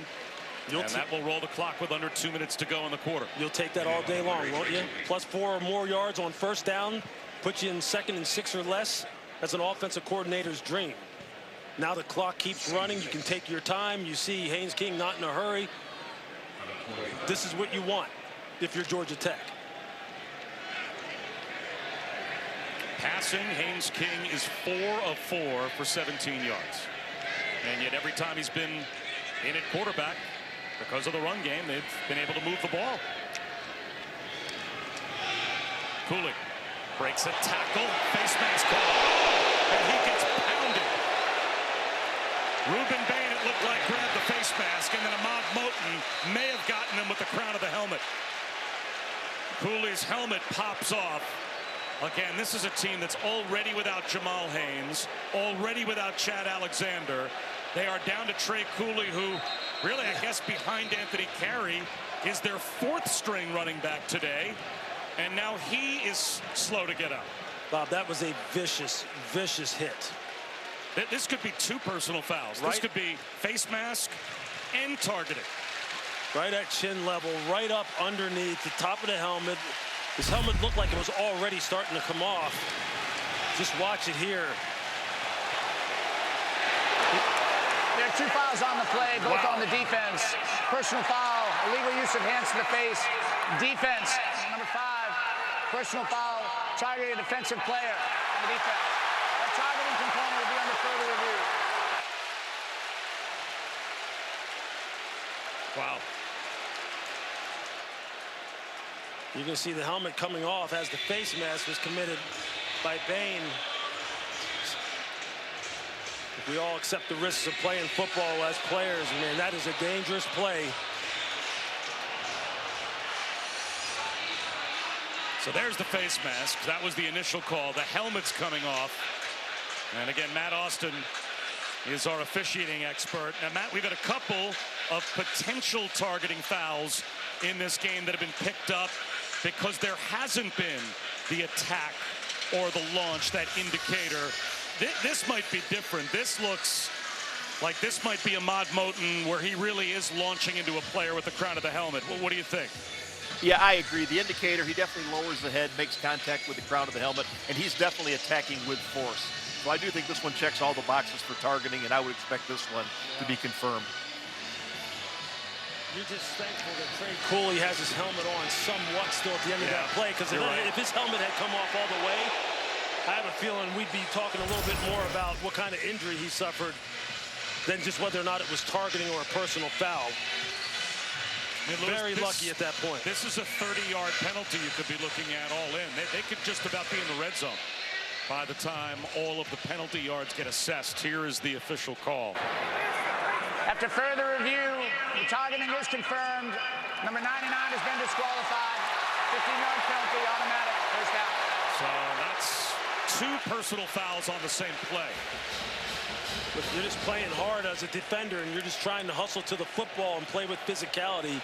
And you only enforce 1 of the 2 personal fouls. So it is only a 15-yard penalty because they both occurred while the play was happening.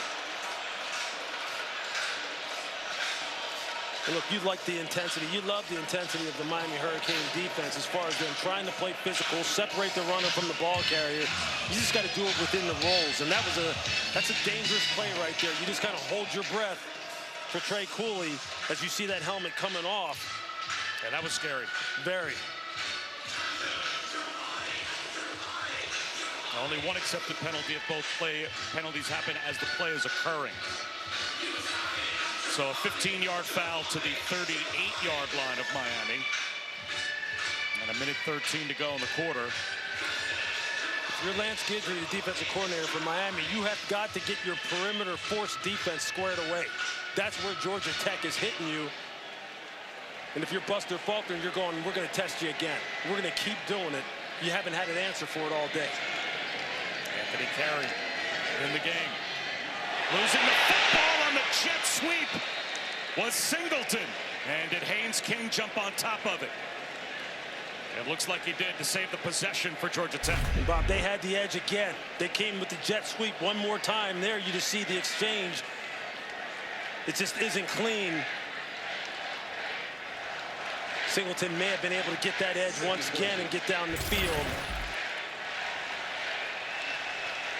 Haynes King beat Ruben Bain to the football, but it's a loss of 4. And now Trey Cooley back in the game. That is great to see. Quarterback draw. Miami ready for it. Not fooled at all by Haynes King possibly throwing the football as Chase Smith and Ruben Bain met at the quarterback, and that will take us to the end of the 3rd quarter. It'll be 3rd down and long for Georgia Tech to begin the 4th. They've got the 5-point lead as we head to the 4th quarter here in Atlanta.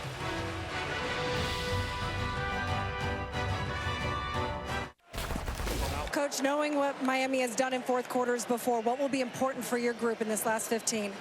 We worry about us playing our game. We got to stay on top of the ball on defense. We got to keep affecting the quarterback on the back end. We got to get off the field on 3rd down. And if they go for it on 4th, we got to get off the field on 4th. We got to be efficient on offense. We got to keep these drives moving, though. Can't get these stall-out modes. Appreciate it. Thank you. Thanks. Start of the 4th quarter, and Brent Key's team, if they want to keep this drive going, has to pick up 17 yards. Bob Wischusen and Louis Riddick. And you saw Chris Button talking to the Georgia Tech head coach here at Bobby Dodd. Philo has a wide open crosser, and Bailey Stockton for a first down into the red zone. Wow, he picks up 27. It all starts with the pass protection up front. Look at this offensive line, one of the best pass protecting offensive lines in college football. And then you see the freshman Aaron Philo. You want to know why this young man threw for almost 14,000 yards in high school, broke all of Trevor Lawrence's records in the state of Georgia? There it is. There's an example. He ripped that football to Bailey Stockton in that cover 2 zone, put it right on him. That's a big time throw. Perfect call for the cover 2 look, perfect protection. That's how you pick it up. And Darryl Porter Jr. is down, the starting nickel for UM. Well, today, Bob, remember, they had moved him outside because they've had multiple injuries at corner for Miami. Jadis Richard got hurt a week ago. They've been missing Damari Brown all season long, although they expect him to come back. They are super thin at the corner position. So while we have this injury timeout, we will step aside as Darryl Porter Jr. is still down.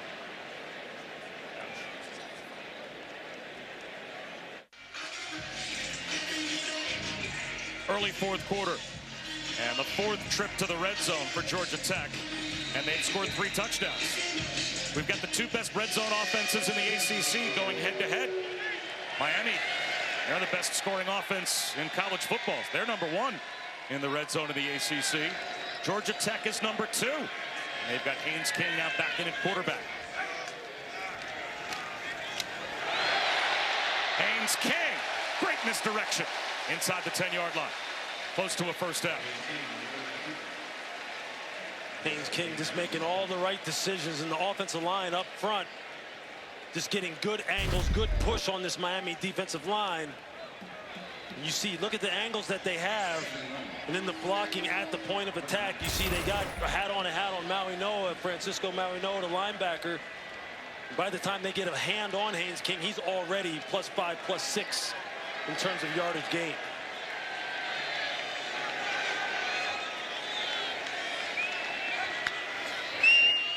Spin out for King.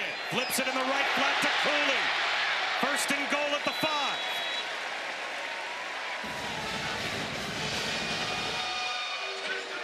That was a heck of a reaction by Chase Smith, the outside linebacker. He started to go with the flow as they faked the jet sweep, and you're going to see 41 Chase Smith go, you're not going to get me. I got to get on my horse. I can tell you what he was thinking in his mind. I just can't say it on TV. As he thought he was going to give up a touchdown. And you see him get on his horse and prevent the touchdown. I've been in that position. I can tell you exactly what he was saying. Haynes King. Touchdown.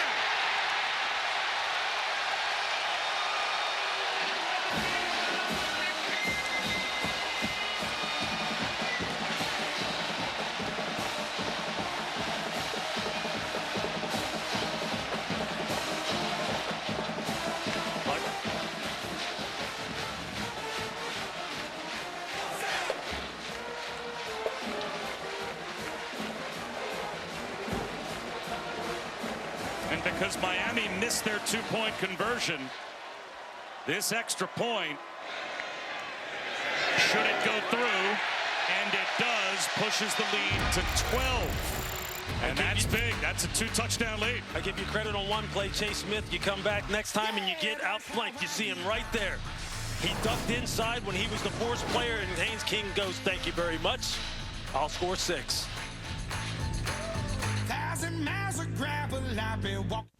ESPN College Football is presented by Tyson Brand, always been Tyson, and in part by Popeye's Louisiana Kitchen.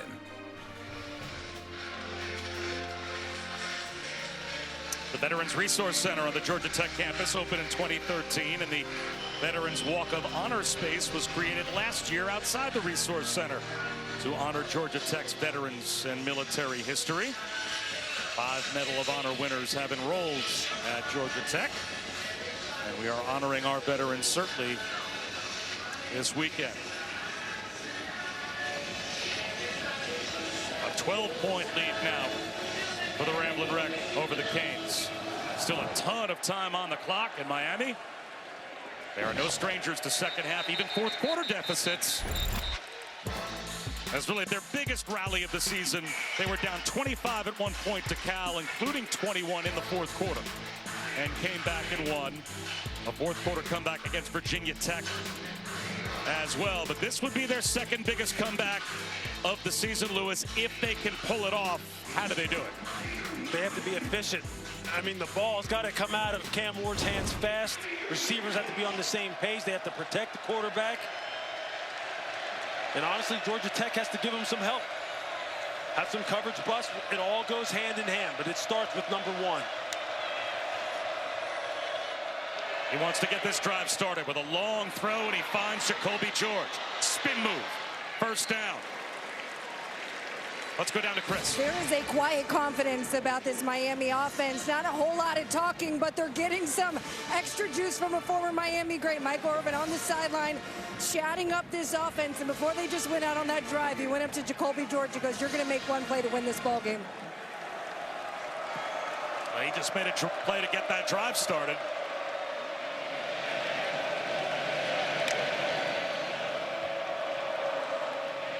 Seam shot. There's Jacoby George again. Back-to-back hookups as Jacoby George becoming a much bigger factor in the second half. He's got 22 more yards. And they got him singled up one-on-one on safety Miles Brooks. He just stems him outside and then comes back inside on what they call a skinny post or a glance route. Cam Ward puts it right on him. Ward, check down. Mark Fletcher into the red zone. First down. Out of bounds at the 16-yard line. Flag on the far side of the field. Yeah, you're going to get a pass interference on Clayton Powell-Lee. Xavier Restrepo was trying to run a flag route, and he had him crossed up and was about to beat him, and he just had to reach out and grab him. This is exactly what if you're Miami, this is what you wanted. If you're Georgia Tech, this is where you better snap out of it. You better snap out of it Holding. quick. Defense number 5. That penalty's declined. Offense will take the result of the play. First down. If you're Miami, this is exactly what you want. Big chunk plays, big chunk gains. It's inherent in a defensive player's mind for them to kind of like almost relax a little bit in this kind of situation because you're looking at the scoreboard. You better snap your eyes quickly back to number 1 who's pulling the trigger because he will make you pay in a hurry, as you see.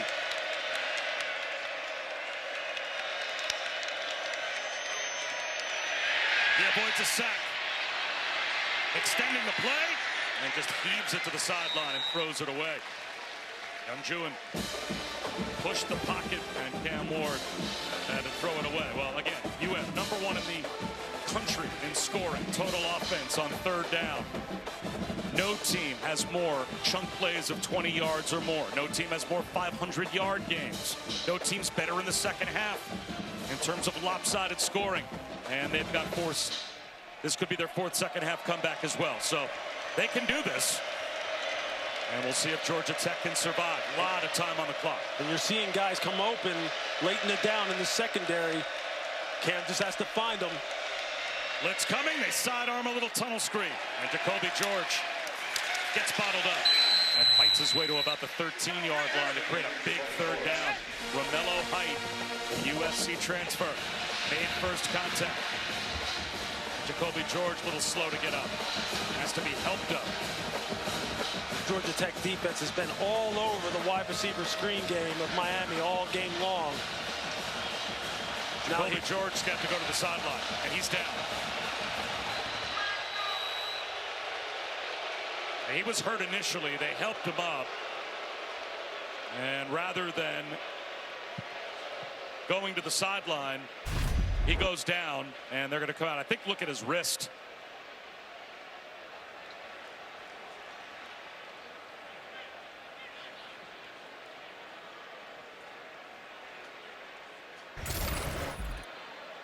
An injury timeout, so we will step aside.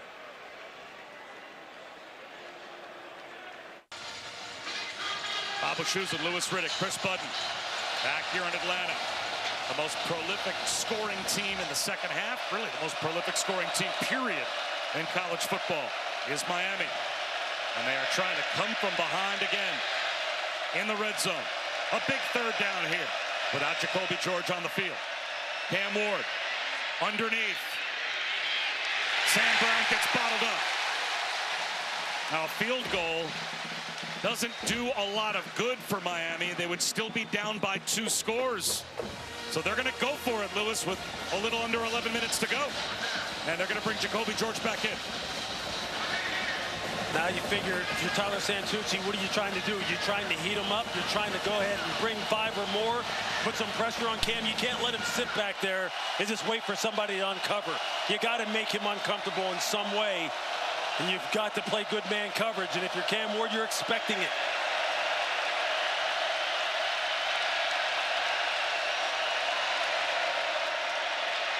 Cam Ward flags down, backpedals, extending the play, throws into the end zone. Caught! Isaiah Horton with a touchdown. If it stands, we've got 2 different flags thrown. There are 3 flags in total on the field.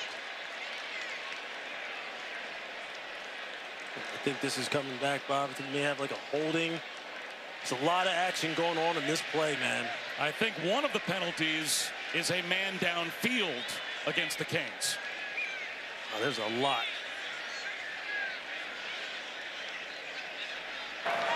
There are 2 fouls on the play, both on the offense. An eligible shooter downfield on the offense. And the 50 that penalties the count.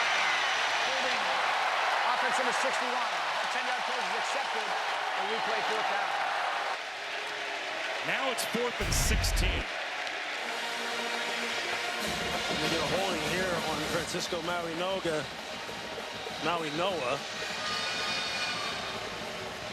You see him just grab from the 32 Nanjuan, and then Zach Carpenter releasing down the field, illegal man downfield. As those plays take long and you're trying to hold your blocks, you're just desperate to keep your pass rushers off of your quarterback. And even though it's 4th and 16, which is very low percentage, they're still going to go for it. As a field goal makes it a 9-point game. Here's the blitz. Ward, sandwiched, down he goes. The 3rd time Georgia Tech takes it away on downs.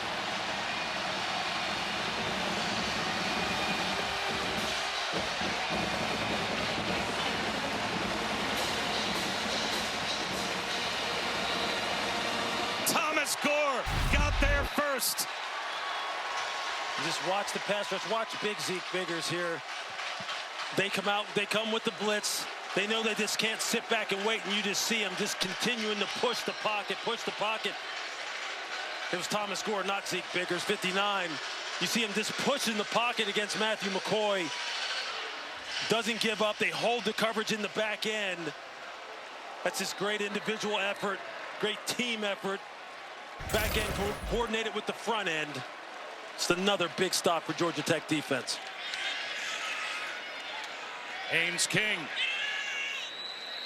No gain on 1st down. Marley Cook made the stop for the Canes. So still a ton of time left. And Miami, they have their timeouts. There's 10 minutes to go in the game. Plenty of time to get the ball twice. But now they really, Lewis, are playing without a net. Down by 2 scores. You've got to get a turnover. You got to get an immediate stop. This has to be a 3-and-out drive from Miami right now. Haynes King out. Aaron Philo in. They need possessions. Got to get off the field. Philo to throw. Rutherford on the screen. And they're going to get a chance on 3rd down to get that 3-and-out. And a little extra after the play's over.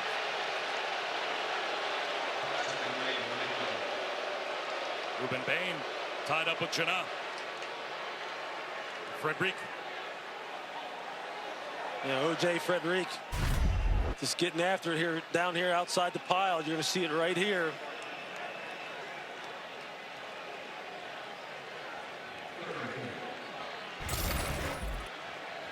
Maybe gets away with a little extracurricular.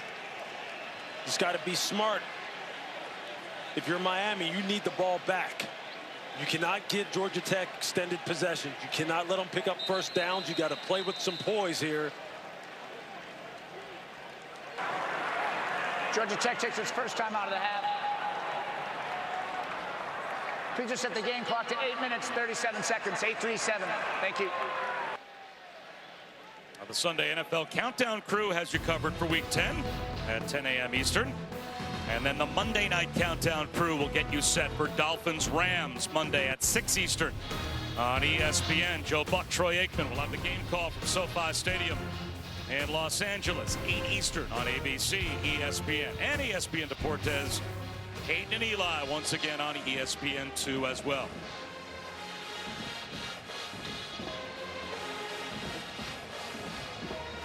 Third down and 4 after this timeout for Georgia Tech with 8.5 minutes to go.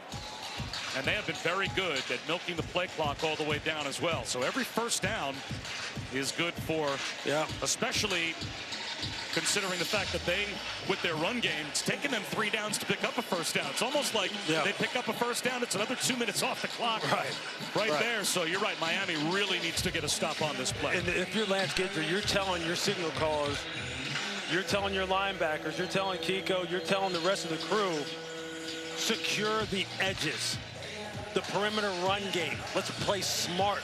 Don't let these runners get outside. Don't let Singleton, Rutherford get out on the perimeter. Don't peek inside. Play your assignment.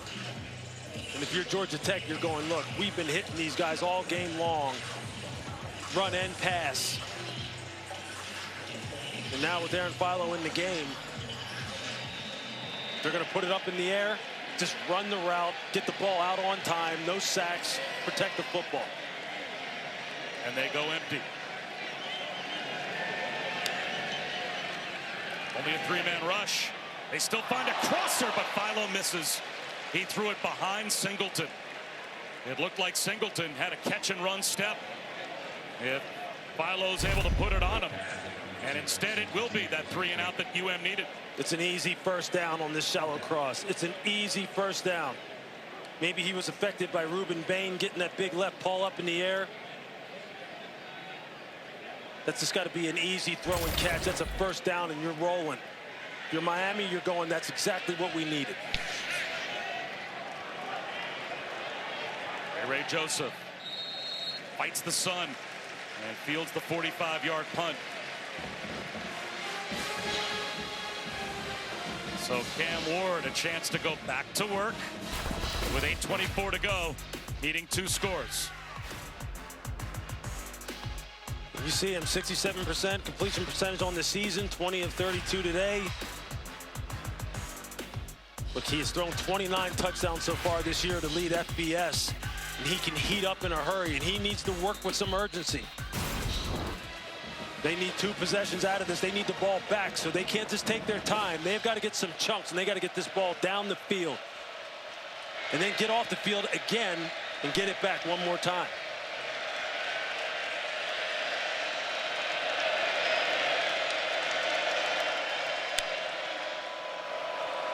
Blitz coming. Ward goes down.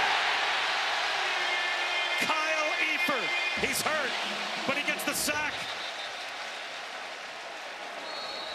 A loss of 10. Timeout on the field for a player injured on the defense. You're going to see Tyler Santucci sends Eford. You see him disguising it, and then he's just going to come. And you see him get his arm extended as he tries to get Cam Ward on the ground.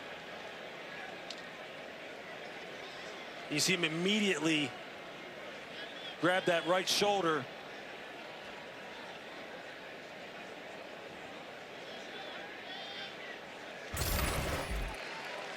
He disguises that blitz perfectly, hits it from depth. He is a heart and soul player. He sure is. On that defense. You see the strap on his right shoulder, on his right arm. He's going to want to go back in there and play with one arm. Probably. Look, Mario Cristobal told us that Tyler Santucci, this defensive coordinator, that his 3rd down blitz package in particular was elite. That he can dial them up and disguise them and show you different looks as good as anyone. And his offensive line and Cam Ward, we're going to have to be great at identifying it. There's an example.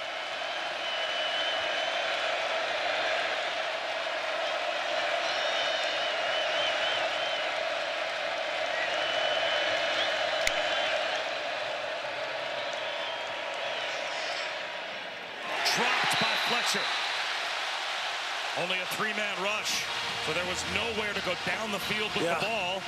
And even the check down ends up in an unforced error. And now it's going to be 3rd down and 20 with 7:49 to go. I love the cat and mouse, the chess game. That time, what does he do? He shows blitz. He got people walked up into the gaps. Drops 8, rushes 3. It's that cat and mouse going on back and forth between Shannon Dawson and Tyler Santucci. It's awesome. This is exactly what you love about high-stakes football in the 4th quarter. The matchups. Again, they creep 5 up to the line of scrimmage. And they're going to rush with 5. Ward, there's the check down. Fletcher dodging tacklers, makes it 4th and manageable. Let's see if they go for it again. You'd think they probably would. 4th and 7 with 7.5 minutes to go. They sure did. That time they just played a version of cover 2, protected it top down. Now they got to see if they can do it couple more times. And they waste no time snapping it. Cam Ward looking downfield. Jacoby George breaks free. And they finally have a 4th down conversion, sorely needed. And the Canes keep the drive alive, and George is hurt. He got planted. Hit hard by Amari Harvey.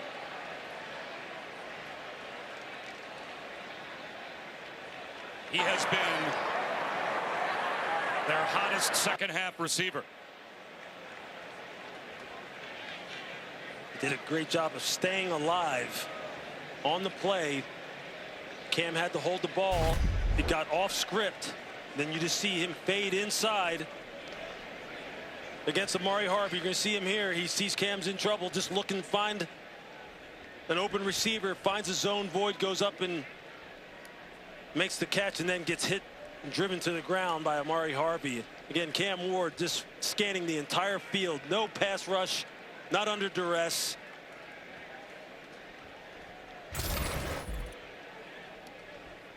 For Jacoby George, 77 of his 87 yards have come in the second half. So they do not want to lose him. He has been Cam Ward's most reliable second half target. And with 7:11 to go, they're worried about whether or not he's going to be able to return. If you're Georgia Tech, this is what you're worrying about.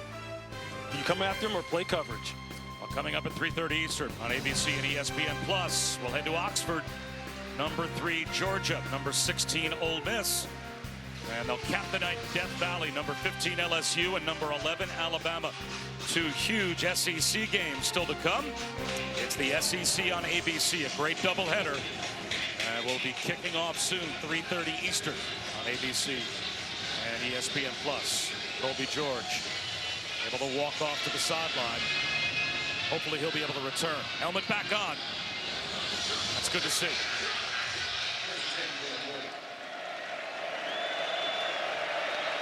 So after a big 4th down conversion, the Canes very much alive. Turning around and make the catch is Sam Brown Jr. fighting across the midfield stripe. He's got a 1st down. There you see Santucci decided to bring some extra heat, try and change it up again on Cam Ward. Nice route by Sam Brown, understands the situation, getting off coverage, comes out of the break clean. Cam puts it on him. Again, the chess match, the back and forth, mixing up pressures versus zone. Cam identifying what are they bringing. Are they playing zone, man coverage? Getting it all. Cam Ward, one-handed catch made by Martinez. Cam Ward now well over 300 yards for the 9th time this season. We've got 2 injured Yellow Jackets on the play. Trinilius Tatum was slow to get up, and Romello Height behind the play is also hurt. Timeout on the field. Injured players on the defense. Micaiah Scott. So a defensive tackle in Micaiah Scott is down. Please reset the game clock to 6 minutes, 20 seconds, 6:20. Thank you. Tatum down on one knee as well. There's a big-time collision between Trinilius Tatum and Damian Martinez. We talked about it earlier. Martinez is 232 pounds. Here in the 4th quarter, when you're tired and you've been going up against big boy all game long, those hits start to take its toll. You just hope that Tatum's okay. You see how his head gets turned to the right. Takes a big shot. That's a lot of running back coming at you with a head of steam. Then you see Micaiah Scott there down on the ground. Looks like maybe a cramp situation, pulling that toe back on his left leg.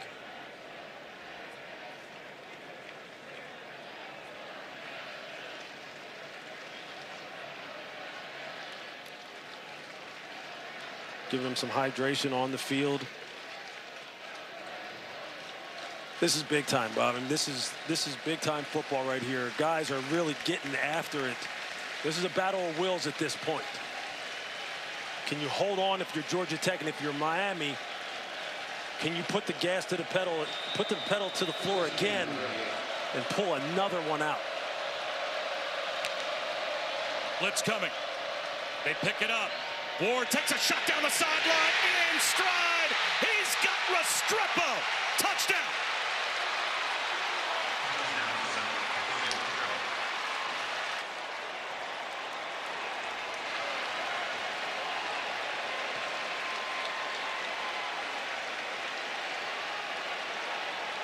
And a ton of time on the clock. Xavier Restrepo does it again. Touchdown number 10 on the year. And Cam Ward's third of the day. He's up to 32 touchdowns this season. That's a Miami record. 38 yards.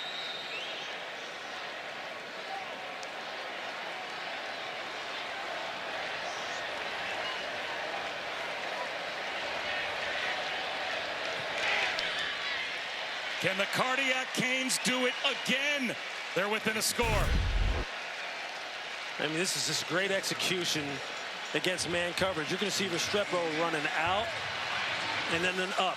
He's going to get a clear out, and you're going to see Cam just reverse pivot and just wait for him to run the route.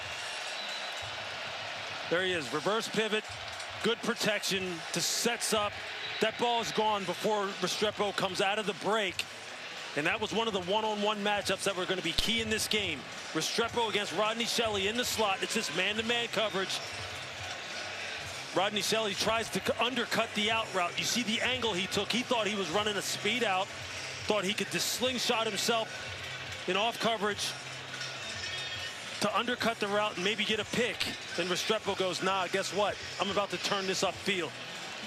It's the perfect call. You see him there. He looks back at the quarterback. That's the key for the wide receiver. He looks back at the quarterback. He makes the DB think the ball's coming, and then he snaps his head around and takes it up the field. The DB's already lost a step. He's already gained leverage on you, and it's going to be 6. That's great route running on the part of Restrepo. Great pass protection part of the Miami offensive line. Just great overall execution. Singleton brings it out. And Singleton barely gets to the 15-yard line. Let's go down to Chris Button. Bob Brenke has talked a lot about, for this program to move forward, we have to have confidence. Confidence in doing the little things right. I asked him yesterday, how do you do that knowing you're a double-digit underdog heading into today? And he said, number 10. Number 10 is what gives this team the confidence. Haynes King out here bleeding from both knees, slow to get up after every play. But this team rallies around him, not just as a player, but as a leader. And he is in there, Lewis, with the football and 6 minutes to go. And they could end the game without ever giving the ball back to Miami. But now Miami has some wiggle room. Zone read. King. Stopped after a gain of 3 by Maui Noah. Now, if you're Miami, especially the linebackers, when Haynes King is in the game, you have to be on point with your run fits. You cannot have a mistake. You cannot get out of a gap. He will make you pay. So if you're Kiko Maui Noah, Jalen Alderman, you have to be on top of it. You have to tell your D lineman, stay in your gap. Play with some strength in terms of your block integrity. Hold the line of scrimmage because you know what's coming.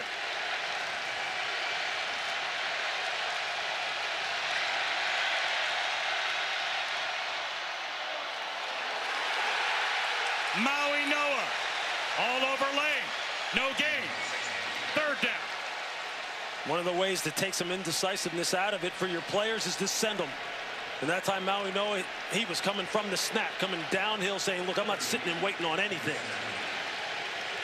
And now in what seems like a passing situation, Haynes King out and the true freshman Aaron Philo in. 3rd down and 8.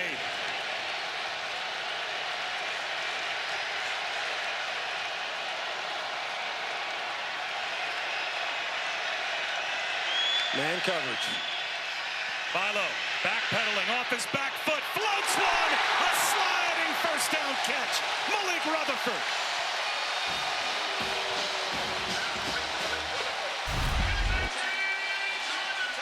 You're going to see Rutherford this play, and they were playing quarters up at the very top, 4 over 3, and that's just a great route by Malik Rutherford. You see, he gets up on the safety. You see him there. You see that box that they're playing. It's just 4 on 3, and he gets the safety stumbling. Number 20, Zaquan Patterson. Great play call on the part of Buster Faulkner. Excellent route by Malik Rutherford.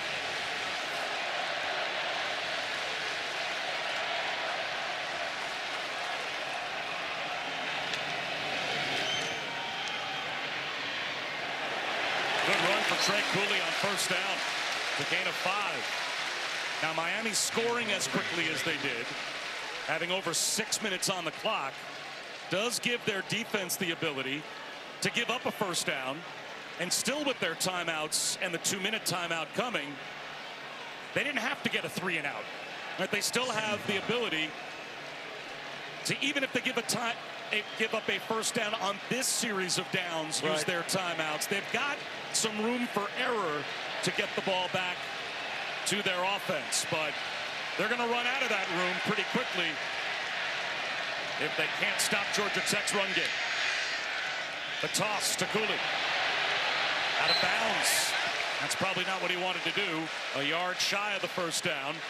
Stops the clock just for the moment with 2:58 to go. Yeah, you would have liked to have seen him turn that ball upfield. Maybe he pick up the first down. Obviously, he had 2 defenders staring him right in the face. But again, from a strategy standpoint, from a tactic standpoint, attacking the edges, they've been able to get on the perimeter of this Miami defense all game long. And there you see it, 275 yards rushing today against this defense that has not given up on average over 100 yards all season. Top 10 in FBS at 95.2 yards. Huge play here, 3rd and 1. Haynes King, he won't get it. Jalen Alderman made the stop. That's going to take us down to the 2-minute timeout if Miami doesn't use a timeout north of the 2-minute. You talk about run discipline. That's discipline. Akeem Mesidor takes the dive. Alderman right where he needs to be. That's great team defense from Miami in a critical situation. Time now for the final 2 minutes, presented by Allstate. Bob Shoes and Lewis Riddick, Chris Budden back at Bobby Dodd. And what a final 2 minutes presented by Allstate we might have. Miami gets the stop. Takes its first time out of the half. With 30-second timeout. Interesting. So the Canes call a timeout on special teams. And you wonder if they're guarding against a fake here as Mario Cristobal spends a timeout with the clock stopped. They still have 2 left, but he was worried about something that he saw.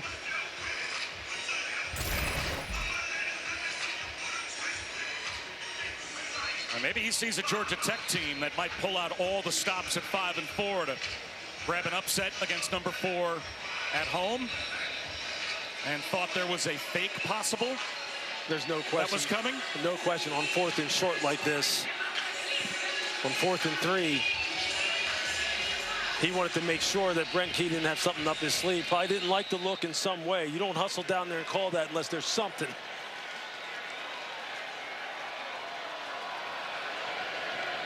And the conventional punt is down the sideline. Takes a hop out of bounds.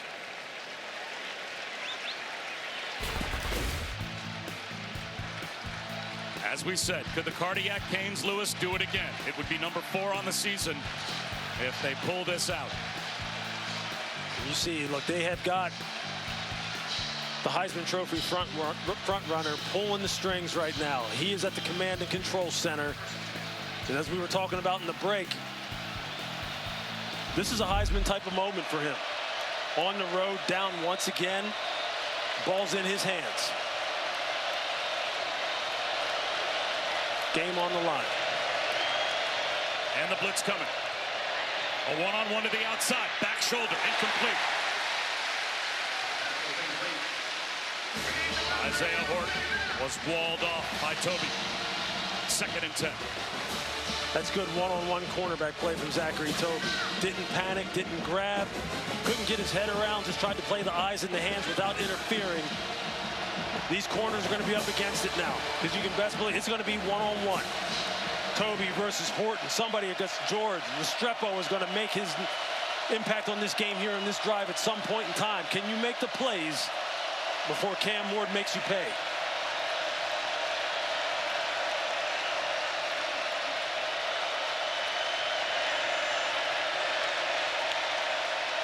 Only a 3-man rush. The pocket collapsing though. Ward buying time. Hit from behind. The ball pops out. Georgia Tech's got it. Romello Height with the strip sack.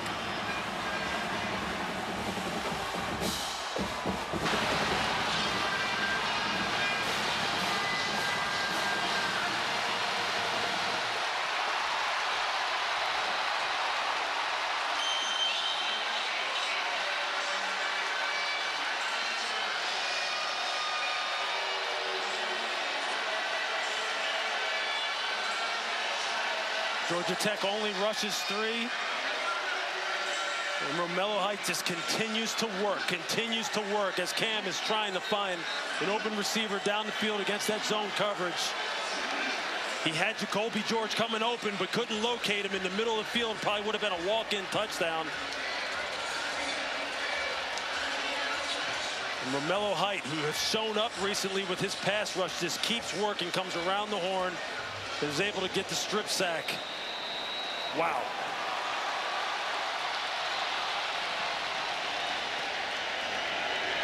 Trey Cooley sandwiched the 15-yard line. Timeout number 2 called by Mario Cristobal.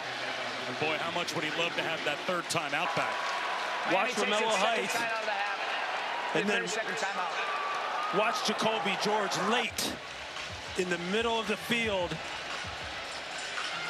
Cam just can't find him. Just watch the whole play unfold. Romello Height just keeps working, and just you see Jacoby George standing at the plus 45-yard line.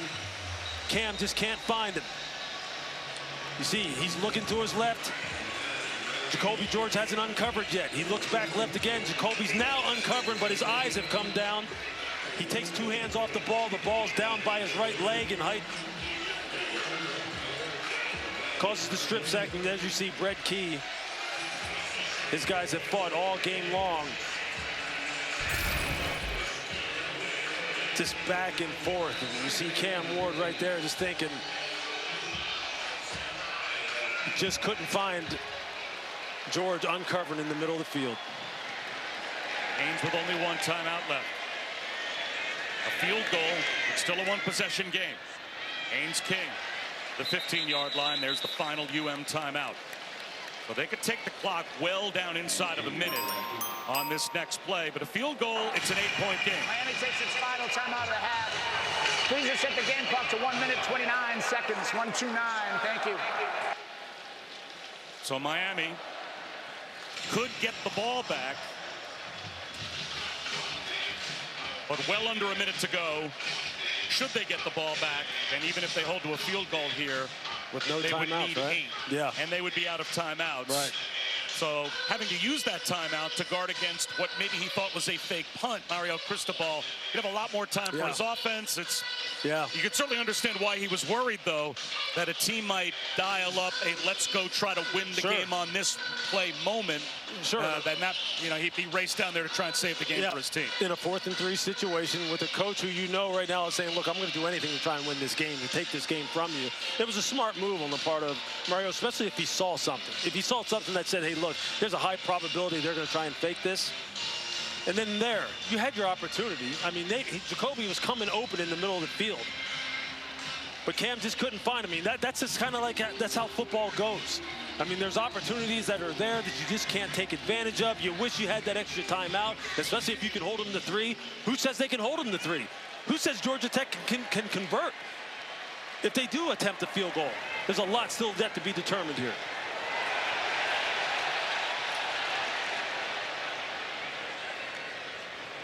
Singleton.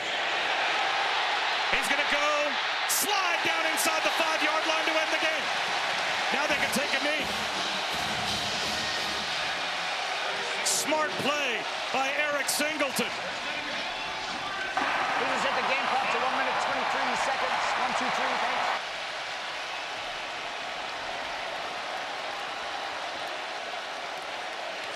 They have hit Miami with these jet sweeps all game long, and they have not had a single answer for it. Lance Guidry knew it was coming. He told us he expected them to try and get on the edges, get the ball outside. That's exactly what Buster Faulkner, the offensive coordinator, did, and they had no answer. Brent Key said, you need a signature win to convince everyone that a program is building something special. I think this qualifies. There's going to be some fun on this campus here tonight. This is big time for this university, for this football program, for what Brent Key is trying to build. This is what you love about college football. I mean, it's just been an incredible season so far. Even with this loss, the Canes still have a very high probability pathway to the ACC championship game and could very easily be a college football playoff team. But they absorbed their first loss of the season, and what a scene at Bobby Dodd. There go the goalposts. And you think the coach is enjoying this one? Georgia Tech pulls off the upset down to Chris Button. Coach, with Haynes next to you, injured, running the football the way that he did, what did he give you today? I can't hear you. What did Haynes King give you today? He played. He played. Defensively, you hold the highest scoring team to 23. You get the strip sack at the end. How were you guys able to Play the next play. Play with each other, play for each other. As you look around, what are you most proud of right now? These kids, this school, Georgia Tech, the city of Atlanta. Enjoy it.